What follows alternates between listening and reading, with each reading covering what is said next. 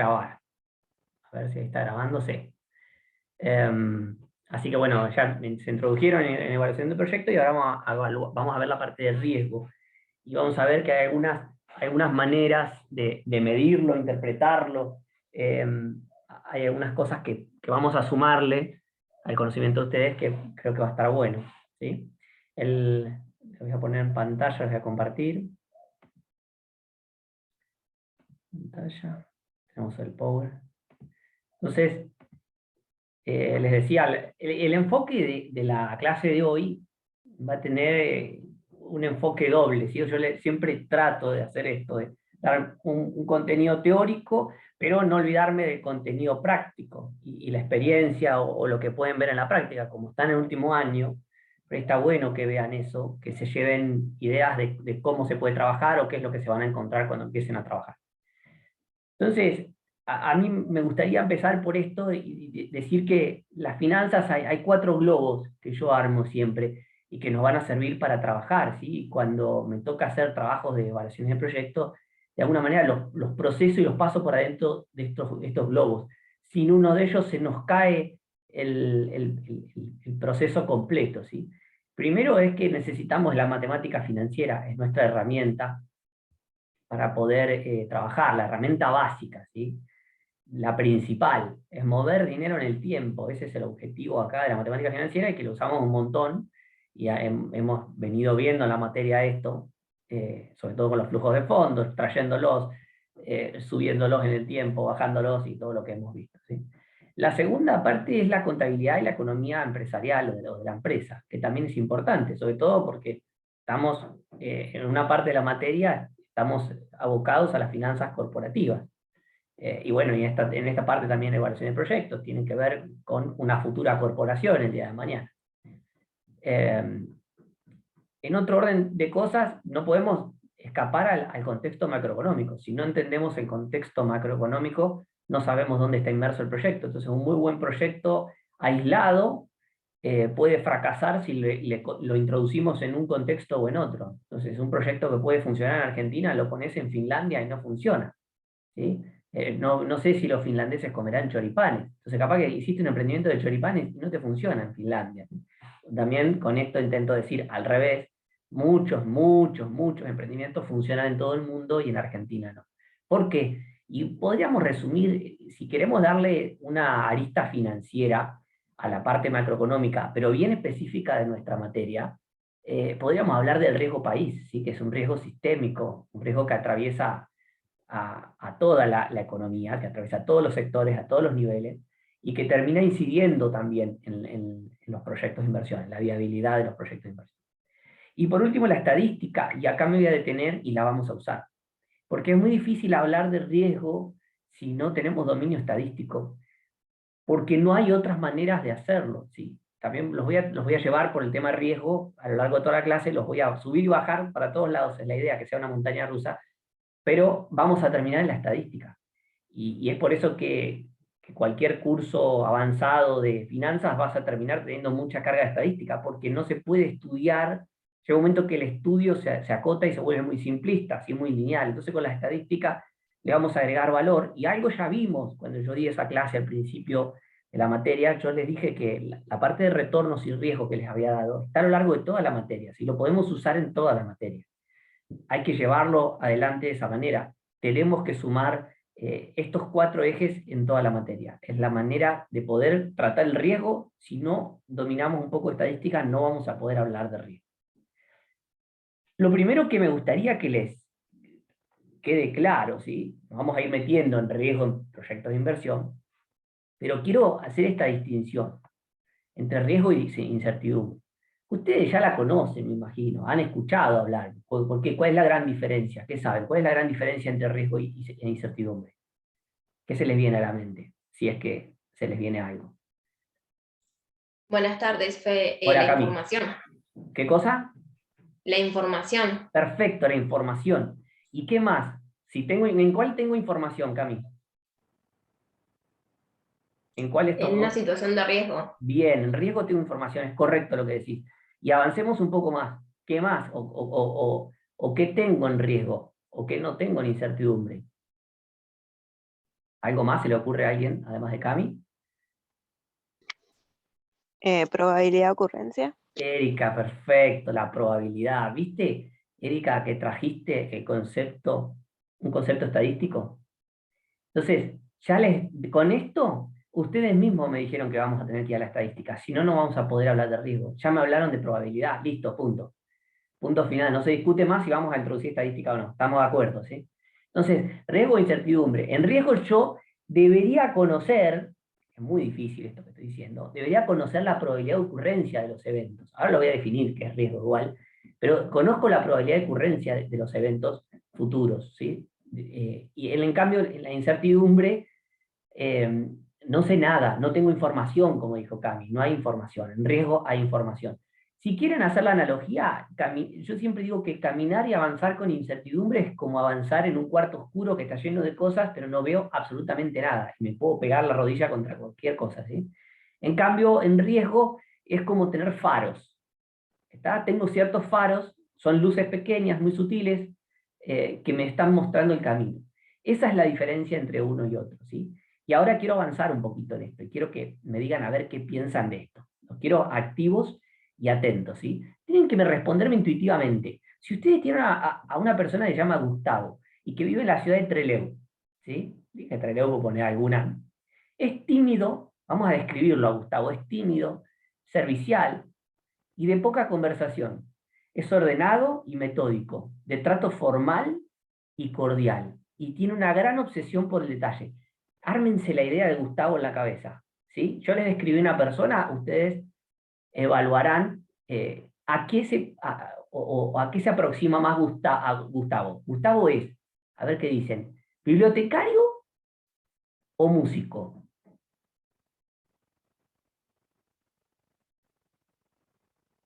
¿Qué les suena?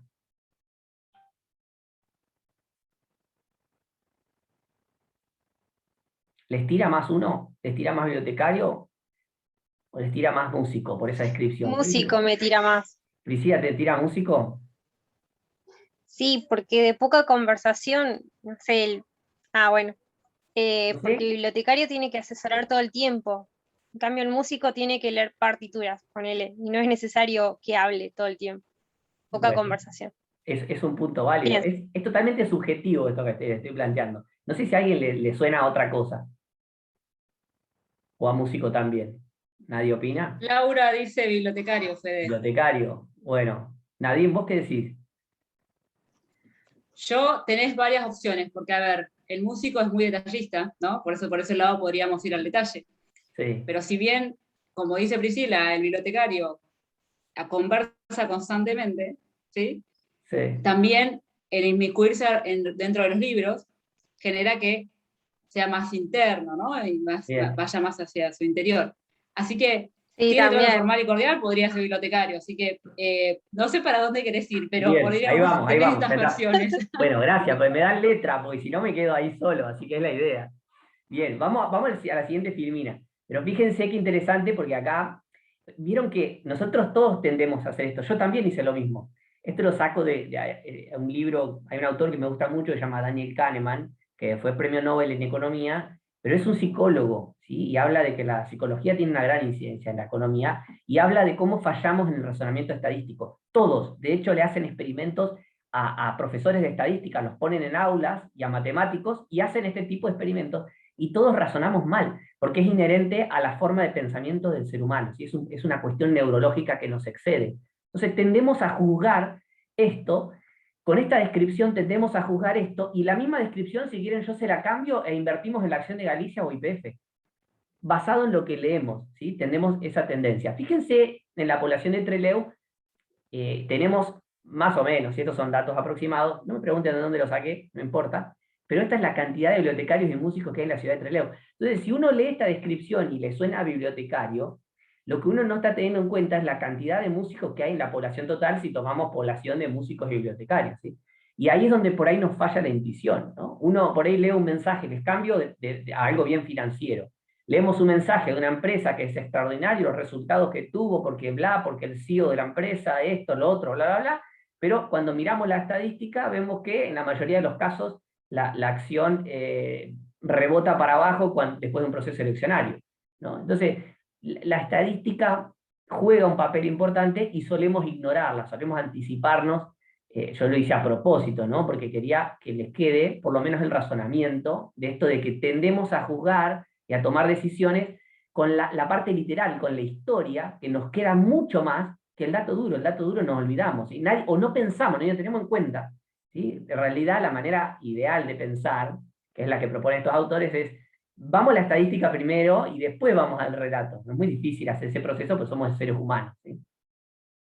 Entonces, acá vamos a empezar a hablar un poquito más de riesgo. Ya hablamos de incertidumbre y riesgo, por cierto. Hay algunos autores también, como Nassim Taleb, otro que me gusta mucho, que separa riesgo e incertidumbre y dice que la mayoría del tiempo en nuestra vida vivimos bajo situaciones de incertidumbre, que las situaciones de riesgo son acotadas y casi inexistentes.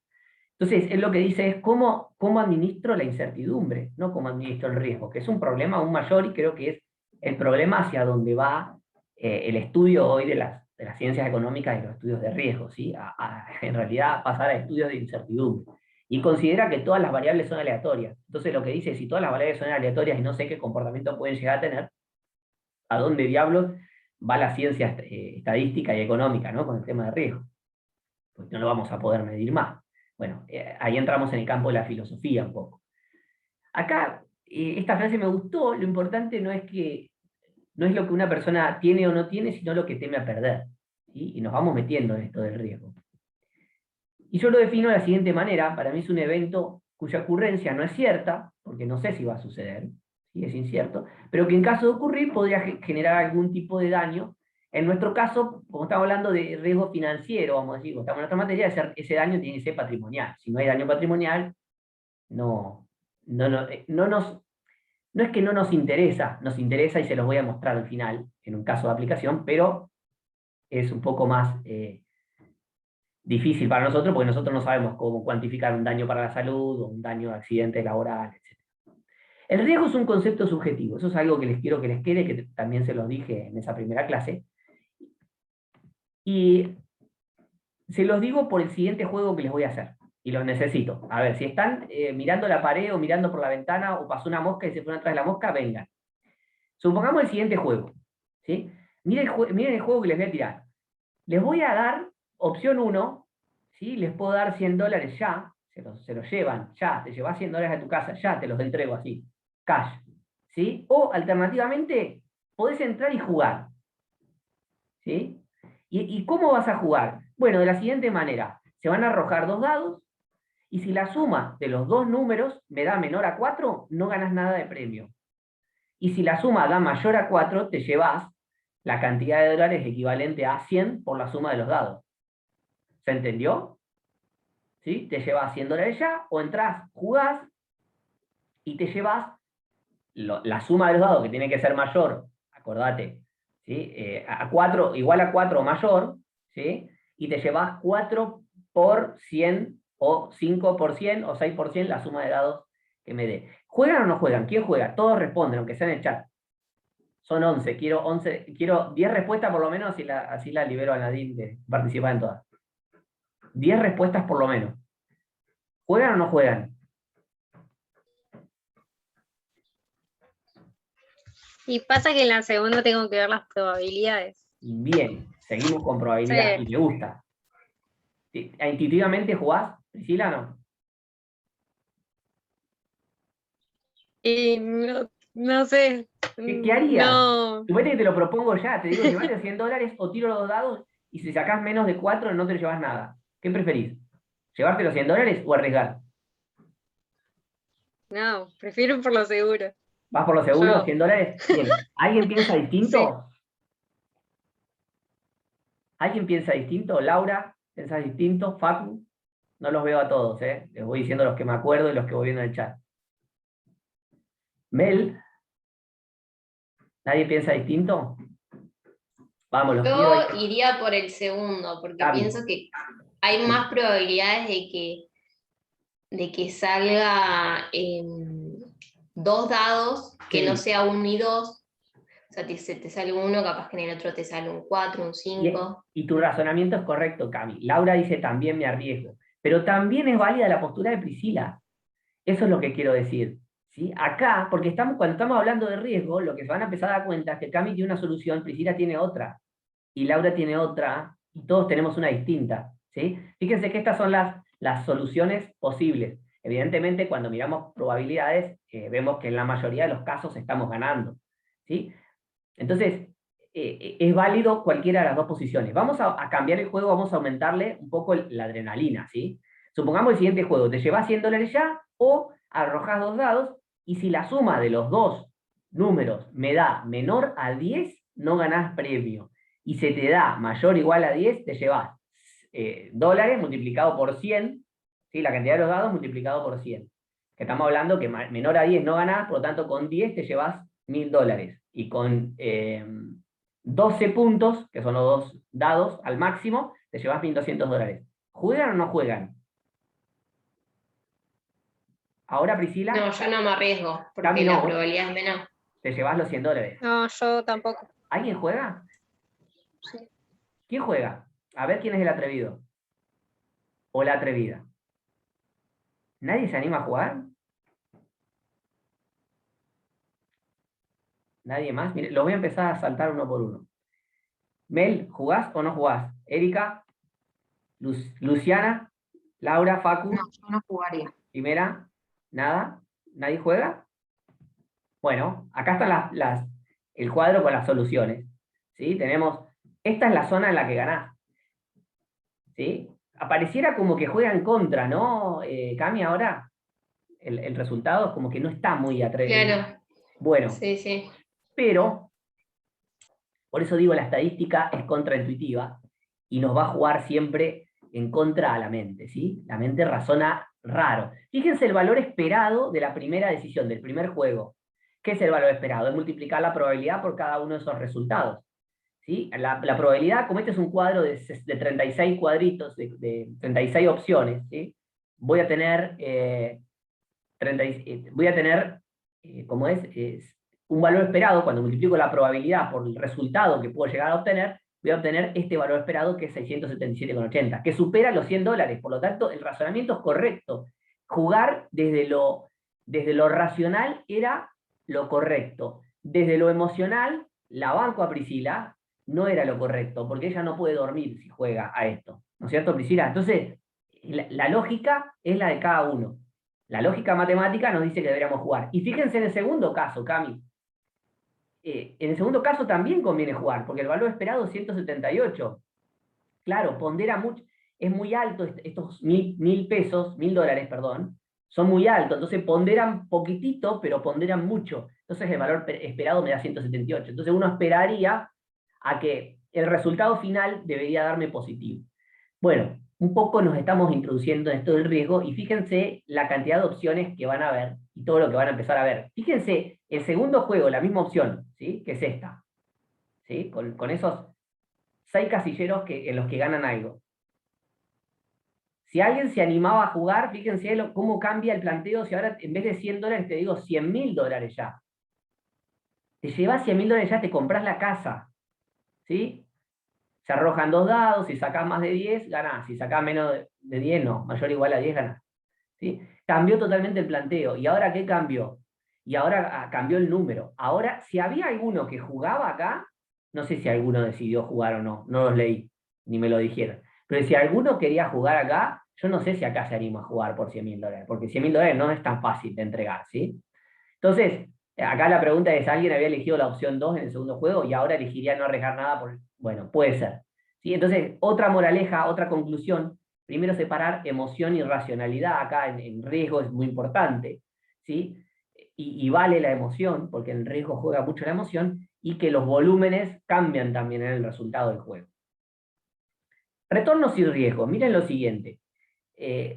Uno puede calcular el retorno de punta a punta de un activo o el retorno entre periodos, ¿sí? Es decir, tenemos estos dos activos, son dos activos si quieren financieros, lo que quieran, una propiedad, cualquier cosa. Son dos activos diferentes. El activo A arranca, en el momento 0 vale 100, igual que el activo B. En el momento 1, este evoluciona a 150, este a 120, este a 90, este a 140, y los dos llegan a 160 al final del camino. Es decir, si uno calculara el retorno de punta a punta, ¿de dónde es punta a punta? Del momento 0 hasta el momento 3, tengo un retorno del 60%. ¿Sí? Esta es la definición de tasa. El precio en el momento 1 menos el precio en el momento 0, anclado en el momento 0. Coloco los datos, me da 60% de retorno. Bien, nada nuevo acá. Ahora avanzo y vamos a calcular el retorno entre periodos. El retorno entre periodos es la misma fórmula, pero vamos a calcular entre el periodo 0 y el periodo 1 para el retorno A, que está acá. Entonces, entre el periodo 0 y el periodo 1, esto evoluciona un 50%, por eso pongo un 0,5. Entre el periodo 1 y 2, baja un 40%, de acá a acá baja, ven que baja, tengo un retorno negativo de 40%, y de acá a acá tengo un retorno positivo de 0,78, ¿sí? De acá a acá, sube un montón. ¿Sí? Por otro lado, tengo el retorno del activo B, que sube un 20%, sube un 17% y sube un 14%. Los dos llegan al mismo puerto, los dos llegan al mismo destino, pero el camino que hace cada uno para llegar a ese destino es diferente, y ahí entra el riesgo de vuelta. Ahí podemos hablar de riesgo nuevamente, porque tenemos un recorrido distinto. Entonces, cuando hablamos de riesgo, nos importa mucho el recorrido, no el retorno solamente aislado. ¿Sí? La pregunta es cómo llegamos a destino. Llegamos, es como cuando agarramos la ruta, ¿vieron? Y tenemos un conductor A y un conductor B. El conductor A va tranquilo, a la misma velocidad, tranquilito, ordenado, y el conductor B va yo digo malas palabras enseguida. Va muy rápido y hace zigzag por todos lados y agarra 1000 rutas, recorre 1000 lugares y nos lleva agarrado del asiento para todos lados. ¿Sí? Son dos maneras distintas de llegar al destino. En una se asume más riesgo.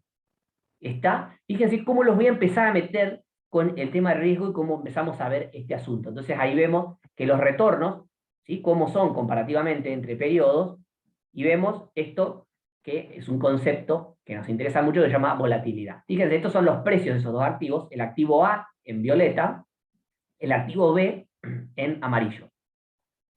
Fíjense que el activo B va creciendo en forma lineal, y el activo A va creciendo en forma de picos y valles. Cuanto más altos sean estos picos y más bajos sean estos valles, más riesgo va a tener el activo, y eso es lo que denominamos volatilidad. Y esa es la asociación que hacemos a riesgos. Y esto es muy elemental, algo hablé de esto en las primeras clases, pero lo vamos a necesitar. Entonces, lo mismo si uno agarrara y dijera, bueno, voy a ordenar todos estos retornos. ¿Ven todos estos retornos que se acumulan acá entre periodos? Los voy a ordenar y voy a ver cuál es el retorno que se repite más. ¿Y con eso qué armo? Una distribución, ¿sí? Una distribución, un histograma, como veían en estadística. Armo un histograma y el que se repite más va al centro, porque se repite más veces. Por lo general, el comportamiento en el mundo económico y financiero, muchas variables, no todas, y hay grandes críticas a esto, pero muchas, y se parecen, se comportan de manera normal. ¿Qué es de manera normal? De la manera normal, la función, ¿se acuerdan? La normal de estadística. Bueno, de esa manera. Los retornos suelen asociarse a comportamientos de ese tipo. Entonces, esto es lo mismo. Si yo tengo una curva más empinada, más puntiaguda, quiere decir que hay más acumulación de retornos en la media. Por lo tanto, se parece mucho más a esto. ¿Sí? Y cuanto más plana sea, es porque hay más picos y valles. Me está poniendo muchos outliers, ¿sí? Mucha información ¿cómo es? Dispersada en los extremos de la curva. En los extremos. La media está acá, pero hay muchos retornos que se alejan de la media. ¿Sí? Bien. Entonces, avanzamos un poco en esto. ¿Qué es esto de riesgo? Que también lo podemos definir como volatilidad, y de esto habla Markowitz, y de esto consiste la teoría de carteras, y la teoría de carteras se puede demostrar el principio de que la diversificación genera valor, y que no hay que poner los huevos en toda la misma canasta. Bueno, se demuestra matemáticamente, en alguna otra oportunidad, por ahí lo puedo llegar a dar, o en alguna charla, pero está muy bueno el concepto, ¿sí? Y nos permite llegar a esto. Y volatilidad es el concepto que utilizan en las finanzas de manera habitual, ¿sí? Es a lo que más se recurre, y es la distancia o diferencia entre cada retorno, ¿sí? Que arroja un activo, y el retorno promedio. ¿Sí? Acá tengo el promedio de todos los retornos, y después veo cada retorno de cada activo, qué distancia tiene de ese centro, ¿sí? Que es mi eje. Entonces, eso se puede interpretar como volatilidad, y la volatilidad es una de las formas de medir el riesgo. Y es la que vamos a terminar utilizando. Entonces, para decir cuál es esa volatilidad, yo se los acabo de explicar y ustedes me van a decir ya se estarán dando una idea de qué estamos hablando, ¿sí? Porque esas distancias en promedio, el promedio de las distancias respecto de la media, no es nada más ni nada menos que la varianza, si lo elevamos al cuadrado, porque recuerden que esos retornos, si voy a la izquierda de la media me queda negativo, si voy a la derecha me queda positivo. Entonces la varianza que hace, eleva todo al cuadrado, transforma todo en positivo, me saco el problema, porque si no se me anulan los negativos con los positivos. Entonces por eso aparece la varianza, y la varianza resuelve ese problema, pero me genera un problema nuevo, que es que esas distancias que hay entre los retornos de cada activo, ¿sí? y la media, ¿sí? Esa distancia que hay entre los retornos de cada activo y la media, no están expresados en la misma unidad de medidas que la media, ¿sí? Porque al estar al cuadrado deforma esa distancia. Entonces, me quita la posibilidad de analizarlo en conjunto. Entonces, ¿qué aparece y me resuelve este conflicto? Otra medida estadística de gran utilidad, que esta sí nos sirve mucho, es el desvío estándar. ¿Sí? Y ahí llegamos. Esta es la explicación de por qué el desvío estándar es importante, y esto es lo primero que les enseñé hace algunas clases atrás cuando les hablé de este tema, de retornos y riesgos. Entonces, son medidas de dispersión respecto de la media. Pero ahora vamos a ver, habiendo repasado esto, vamos a ver en proyectos de inversión qué pasa. Fíjense, esto es un proyecto de inversión, ¿sí? Pero esas inversiones al pozo, ¿vieron que uno puede invertir? Esto está online, uno puede invertir en estas inversiones, desarrolladores de inmobiliarios, y fíjense que esto también creo que esta Filmina la usé en algún momento, fíjense que dice que el retorno es de entre el 15 y el 25%, ¿sí? En dólares a 30 meses. ¿Qué me pueden decir ustedes a este nivel de la materia, de esa información? O de lo que venimos viendo, o de lo que acabo de comentar. ¿Qué conclusión o qué opinión les merece? ¿O qué mirarían? ¿Qué les sugiere que hagamos? Pensemos. ¿Me sirve esa información así? ¿No me sirve? ¿Cómo la podría expresar?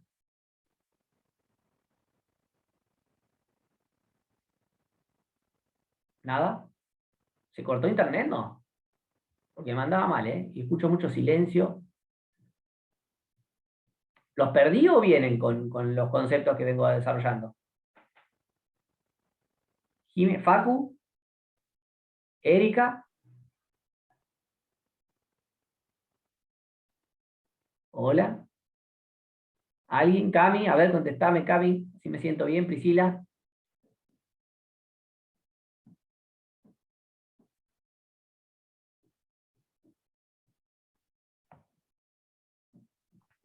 Se escucha por acá, ¿eh? ¿Se escucha? Fede, ¿podrías repetir, por favor? Sí, vuelvo, pero ¿se escuchó o se me cortó internet? No, No, se se escuchó escuchó. clarísimo. Ah, me hacen sentir mal. Yo ya estoy por Cuanto mandar un mensaje a la... mucho, ¿Se escuchó? pregúntenles cosas a Fede, cuanto mucho, o sea, Claro, preguntemos qué preguntarían en todo caso, si es que tienen claro, una respuesta. tal cual. No me sigue, me dice, Fe, no sé por qué eso. A ver por qué, para allá. Vamos para atrás. A ver, ¿esto se entendió de cómo utilizamos el desvío estándar como medida de volatilidad o de riesgo? Sí, Fede. ¿Sí, Cami? ¿El resto? ¿Se entendió cómo llegamos acá? De esas distancias que hay respecto al retorno esperado, que es el retorno medio. ¿Sí, hasta ahí? Cami es la única que entendió. No avanzo si no contestan, ¿eh? Sí, Fede, se entendió. Bueno, el tema es que parece que somos tres. Bueno, no importa. Yo les doy la clase a los que me están escuchando ahí. Entonces, fíjense lo siguiente. Tengo este retorno del 15% que es el peor escenario, y tengo el retorno del 25% que es el mejor escenario. ¿Estamos de acuerdo ahí, no? Tengo dos escenarios. ¿Sí? Tengo dos escenarios. El mejor y el peor. Pero el retorno de esos a 30 meses, o sea que no me dice nada. Y aparte, esos son los dos extremos de retorno, pero no es yo no sé cuánto es el retorno esperado ahí, pero lo puedo sacar, el retorno esperado, porque ustedes saben estadística. Entonces, ahí puedo sacar que la media es el promedio entre esos dos retornos, y sé que es el 20%. Por lo tanto, la distancia de cada uno de esos retornos a la media es más o menos 5%. Ahí tengo la volatilidad, ¿sí? Y ahí tengo el riesgo del negocio. Chicos, ahí está el riesgo del negocio, ¿sí? Esa es la volatilidad, ese es el riesgo, que puede oscilar más o menos 5% respecto de la media. Fíjense, sabiendo finanzas, todas las cosas que podemos analizar de esto. Y además dice 30 meses. ¿Y yo cómo hago para saber si es bueno o malo 30 meses? Y vamos a anualizarlo, porque si no, no me sirve. Entonces, peor escenario, anualizo, y la renta, la tasa anual me da 5,75%. Y el mejor escenario me da 9,33%. Y con esto yo ya tengo un ancla para ir a comparar a los mercados cuánto es el costo de oportunidad que yo tengo de invertir en esto, ¿sí? O de invertir, si tengo alguna alternativa de inversión con menor riesgo, me dé un retorno similar, o con más liquidez, porque esto tiene poca liquidez, me dé un retorno similar. Entonces, vamos a evaluación del proyecto, vamos a meternos un poquito más, vamos a ir ajustando la idea, ¿sí? Ustedes vayan interviniendo, así yo, si se me copo por ahí, no van a entender, porque ¿saben qué pasa? Que voy a llegar a si no me siguen, y yo no estoy seguro, en 5 filminas los perdía todo en la primera curva, ¿sí? Entonces los necesito. Entonces, para evaluación de proyectos, ¿qué hacemos?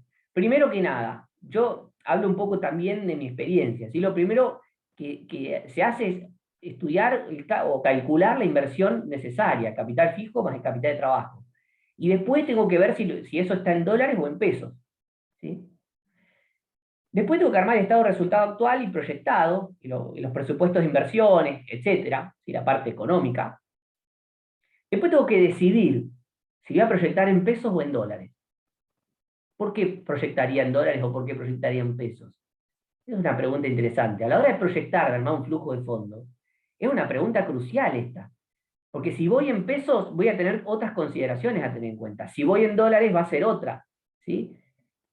Va a depender de la inversión inicial, va a depender de en qué mercado esté, si es un mercado que está abocado al mercado interno, pero con relación con los productos tengan correlación con el dólar o no, los servicios tengan correlación con el dólar o no. Hay muchas cosas a tener en cuenta, ¿sí? Pero lo bueno de acá, si ustedes me dicen qué es lo que más tiene que quedarles de proyectar en pesos o en dólares, y si le quiero dar más estabilidad al trabajo, porque si quiero darle estabilidad, el dólar es más estable, ¿está?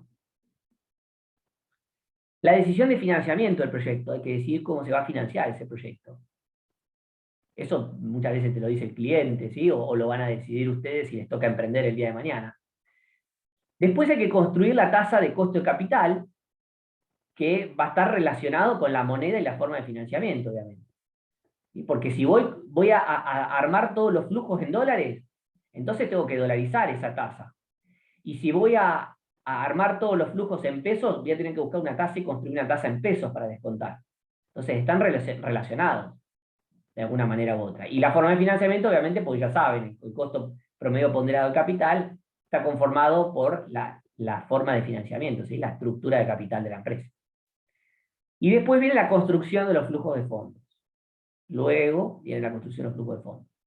Después de la construcción de los flujos de fondos, hago análisis de viabilidad, etcétera, que puedo usar Bantir, puedo utilizar periodo de recupero, puedo usar 1000 cosas, y después viene a lo último el análisis de riesgo. Entonces el riesgo lo voy a evaluar al final, ¿sí? ¿Por qué al final? Y porque no voy a poder medir desvíos estándares, no voy a poder medir distancias respecto a una media si antes no tengo un BAN, porque después voy a calcular el BAN esperado, que es el BAN promedio, y en función de la dispersión que tenga, cuando toque las variables, voy a tener más o menos volatilidad y más o menos desvío estándar, ¿sí? Entonces, ahí vamos a hacer dos cosas, un análisis de sensibilidad, y dentro del análisis de sensibilidad vamos a hacer un test de resistencia, que les voy a mostrar cómo lo vamos a hacer, y un análisis de escenarios, en segundo lugar. Y dentro del análisis de escenario vamos a hacer una normalización y estudio de probabilidades. Normalización quiere decir estandarización, ¿se acuerdan? Vamos a llevar nuestros resultados a una distribución normal, y vamos a estudiar probabilidades. Entonces, dentro de riesgo, acá yo les dije, bueno, ¿cómo es el proceso de estudio de un proyecto de inversión? Le quería ubicar dónde está el análisis de riesgo, dónde lo hacemos. Por supuesto que se puede hacer antes, pero necesito generar información para poder estudiar riesgo, y eso requiere de antes hacer lo anterior casi seguro, ¿sí?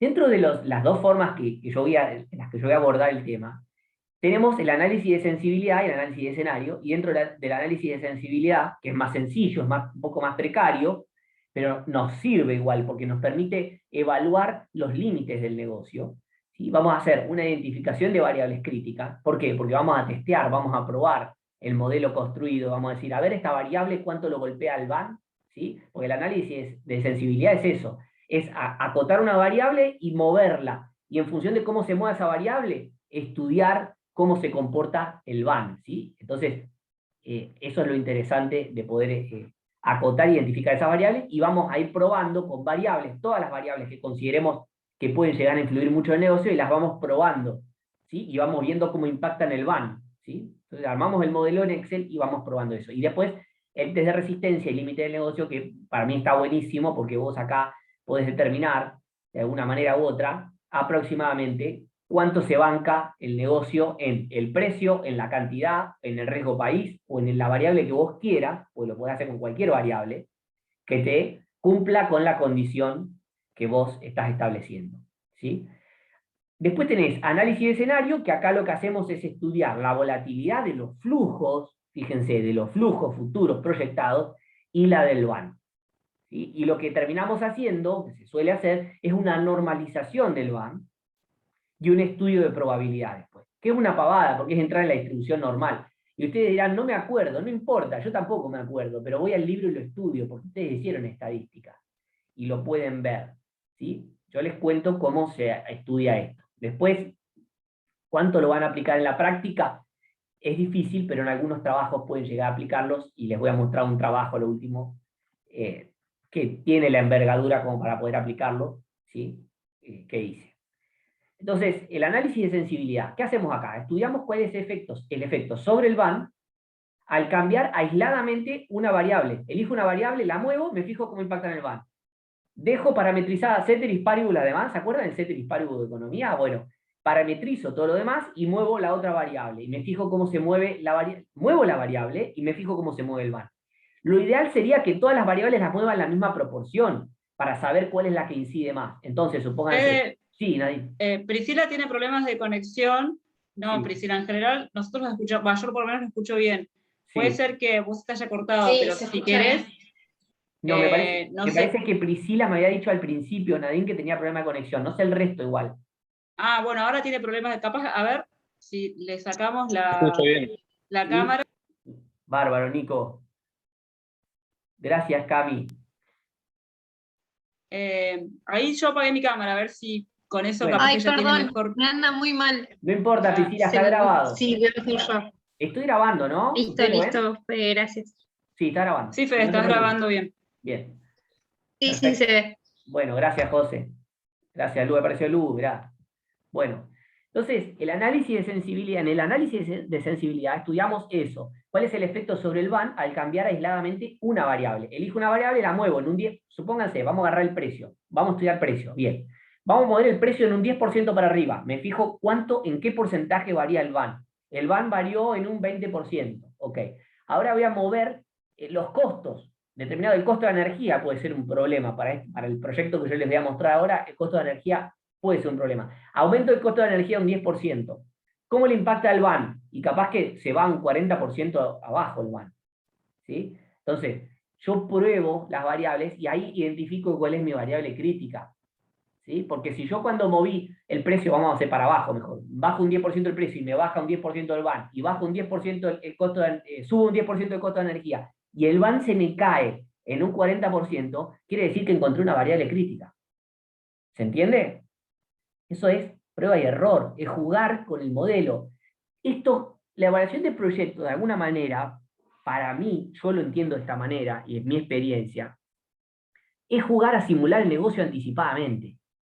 Cuanto más información le pongas, más cerca vas a estar de la realidad, pero nunca te vas a acercar a la realidad, porque tiende a infinito, ¿sí? O sea, por más que le montamos más análisis, va a llegar un momento que se aplana esa curva y ya no me suma, no me aporta más claridad, porque lo que me queda es ir y hacerlo, ¿sí? Es jugar a tener la bola de cristal.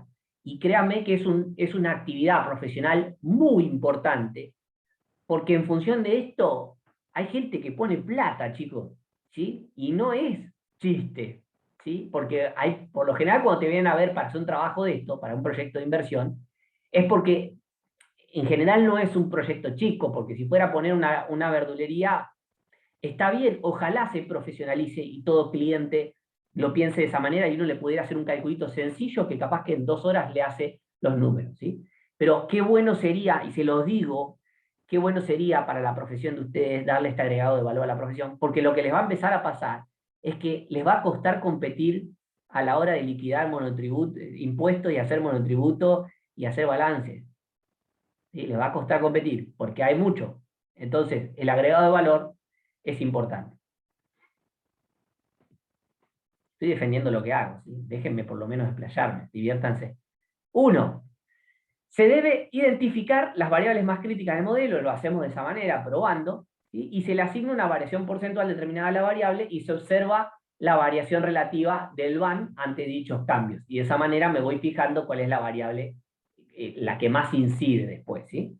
Y después, por último, se puede hacer test de resistencia, que es decir, bueno, a ver negocio, acá está el modelo construido en Excel, acá está la máquina, ¿sí? Que yo se las voy a mostrar ahora, voy a mostrar una máquina que tengo construida para un trabajo que hice. O sea, esta es la máquina, esto funciona así. Yo pongo este número, el VAN escupe esto. Pongo este número, el VAN escupe esto. Ya está funcionando la computadora. Se diseñó el modelo. Entonces, después vamos a probarlo. Bueno, a ver qué número debe tomar, qué cantidad debo vender para que el VAN sea 0. ¿Sí? Puede ser un test económico o un test financiero, ¿sí? ¿Cuánto, si es económico, será cuánto debo vender o a qué precio me puedo estirar para que las ganancias me sigan dando tanto, ¿sí? Un valor que yo determine. Con el Excel lo vamos a hacer. Entonces, de esta manera podemos determinar las variables más críticas del proyecto. Así que es muy importante eso porque ya sabemos dónde poner el ojo y ya sabemos cómo contraatacarlas. En el proyecto que yo les voy a pasar ahora, la variable crítica es la cantidad, pero a veces no es tan cuantitativo, lo estudiamos por otras cosas, pero es una variable que es contrarrestada porque vos después hablas con el cliente y el cliente te termina diciendo, te da características de su emprendimiento que, o de su persona, o de sus contactos, o de su forma de resolver, o de hacer la publicidad, que a vos te disminuye el riesgo en la cantidad. Entonces vos te vas anticipando a los posibles riesgos, ¿sí? O a evitar posibles riesgos. Después tenés el análisis de escenario, que acá lo que hacemos es crear eventos y sucesos imaginables, porque no sabemos, ¿sí? Si van a suceder, los imaginamos, sabemos que son posibles, de acuerdo a variables críticas propias del proyecto. ¿Sí? De acuerdo a esas variables críticas, nosotros decimos, bueno, las variables importantes que más inciden en el proyecto son esta y esta. Perfecto. Entonces esas son las variables críticas que pueden ser también macroeconómicas, ¿sí? Propias del proyecto o también las macroeconómicas, porque también en este país, sobre todo, lo macroeconómico incide muchísimo. ¿Sí? El riesgo sistémico nos juega un papel importantísimo a través de la tasa de descuento, ¿sí? A través de la tasa de descuento de los flujos, es decir, en el costo de capital. ¿A dónde está el riesgo país? ¿En qué parte de la estructura de la tasa de costo de capital podemos llegar a ver el riesgo país? Tenemos dos tipos de componentes, la parte de capital propio y la parte de capital ajeno. ¿A dónde lo colocamos el riesgo país?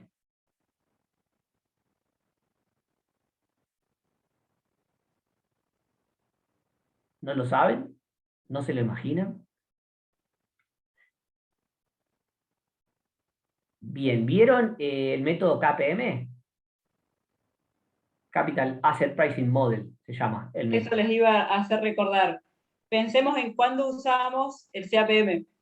¿En qué tipo de fuente de financiamiento? Para calcular qué costo de qué tipo de fuente de financiamiento. Claro, repasamos para el parcial. ¿Qué determinamos con el KPM? ¿Qué determinamos? ¿El costo de capital propio o el costo de capital ajeno? El propio. ¿Sí? El KPM me sirve para determinar el costo de capital propio. ¿Sí? Entonces, la explicación es hermosa y es apasionante y aparte lleva mucho de todo esto que estamos hablando detrás, pero lo importante que tienen que entender ahí es que el KPM me dice el costo de capital propio y ahí incluye, ¿se acuerdan? La RF, la risk free, la libre de riesgo, más el riesgo del mercado, que ahí tengo el riesgo del activo que estoy midiendo, menos el riesgo promedio del mercado, ¿se acuerdan eso? Y el beta que entra ahí, bueno, ese modelo, que es un modelo precioso para desarrollar, tiene un nivel de utilidad magnífico. Es tan magnífico y grande el nivel de utilidad como de inconsistente al mismo tiempo, o de poco probable. Y ustedes me dirán, pero Fede, me está diciendo que es poco probable, pero sin embargo me decís que es de lo más usado. Sí, pero porque no hay otra cosa, y es un ancla, ¿sí? Por eso se usa mucho ese modelo. Es un modelo muy de los más viejos de ese sector de la finanza, de estudio, de ese campo de estudio de la finanza, pero que tiene todavía vigencia. ¿Está? Por el alto contenido teórico que tiene. Es muy sustentable de lo teórico. Fue un premio Nobel, ¿sí? Markowitz, Miller y Sharp llegan al premio Nobel en 1990 tras 50 años de desarrollar esto. No es joda esto del KPM, ¿sí? Es muy bueno lo que han desarrollado.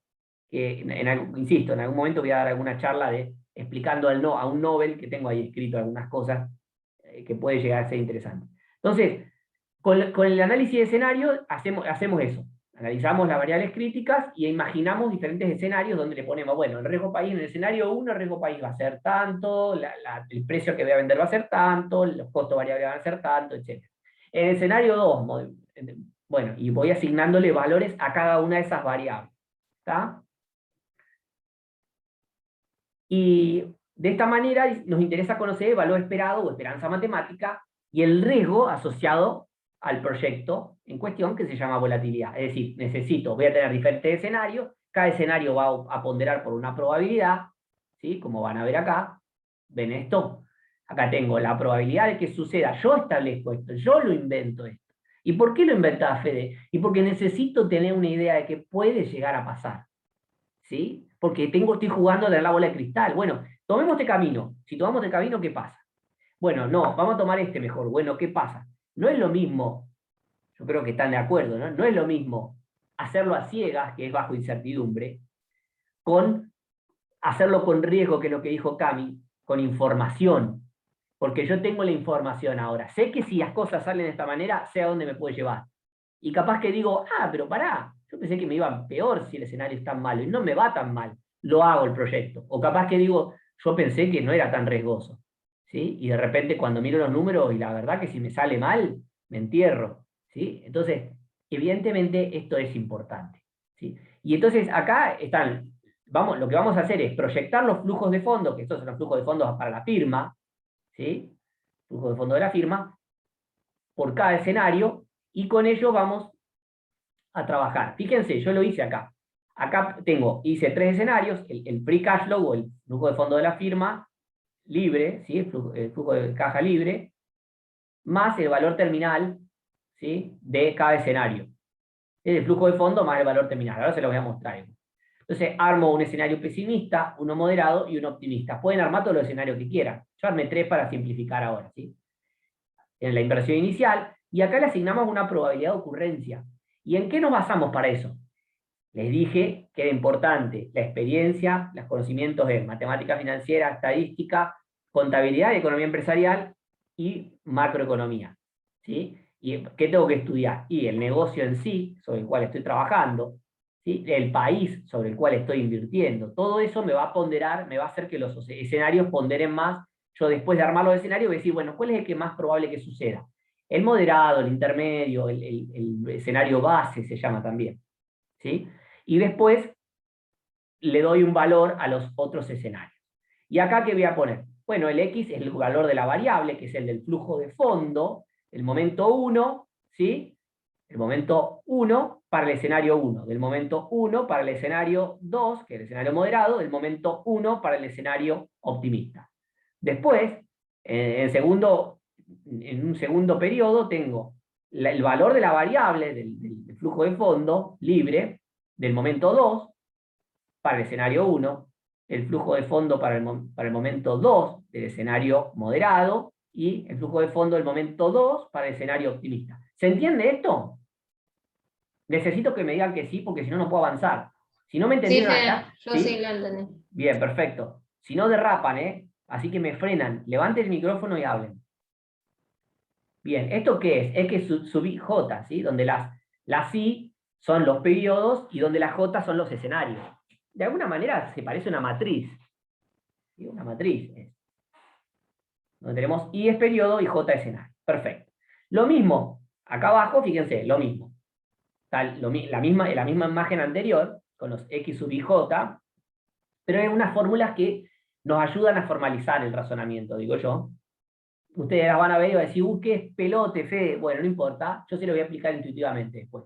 Pero las tengo que poner porque soy académico, entonces necesito hacerlo, ¿sí? Y ustedes están en una universidad, más allá de que después no las usen. En el caso del retorno, por el lado, siempre es retorno y riesgo. Yo les decía, esto está a lo largo de toda la materia, en proyecto de inversión, evaluación de empresa, en inversión en mercado de capitales, en todo está. Por el lado del retorno que tengo, y vamos a tener el VAN. Si el VAN es positivo, ustedes saben que es viable.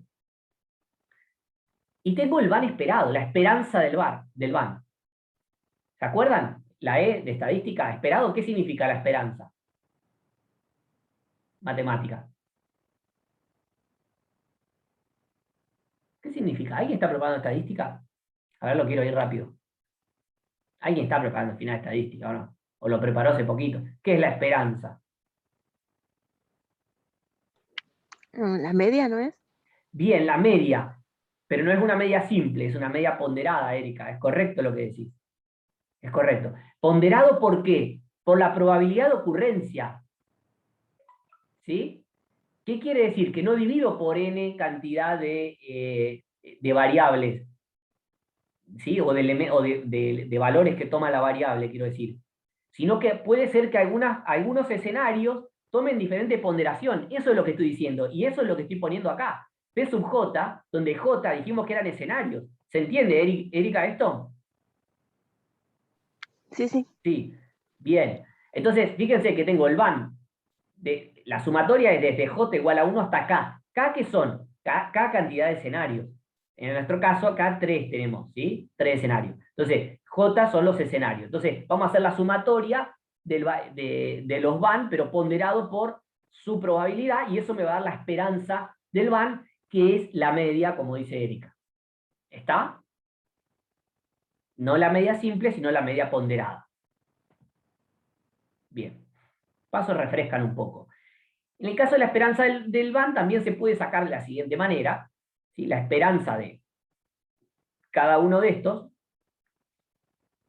y después lo que puedo hacer es, cada uno de estos flujos de fondo, ustedes saben que para calcular el VAN, ¿qué tengo que hacer con estos flujos de fondo? ¿Qué los hago? Traigo el presente, los actualizo, ¿sí? Esa es la idea del VAN. Entonces, bueno, acá estoy haciendo la sumatoria de la esperanza de estos X sub I, ¿sí? Que están acá, pero actualizados al presente. Vamos al riesgo.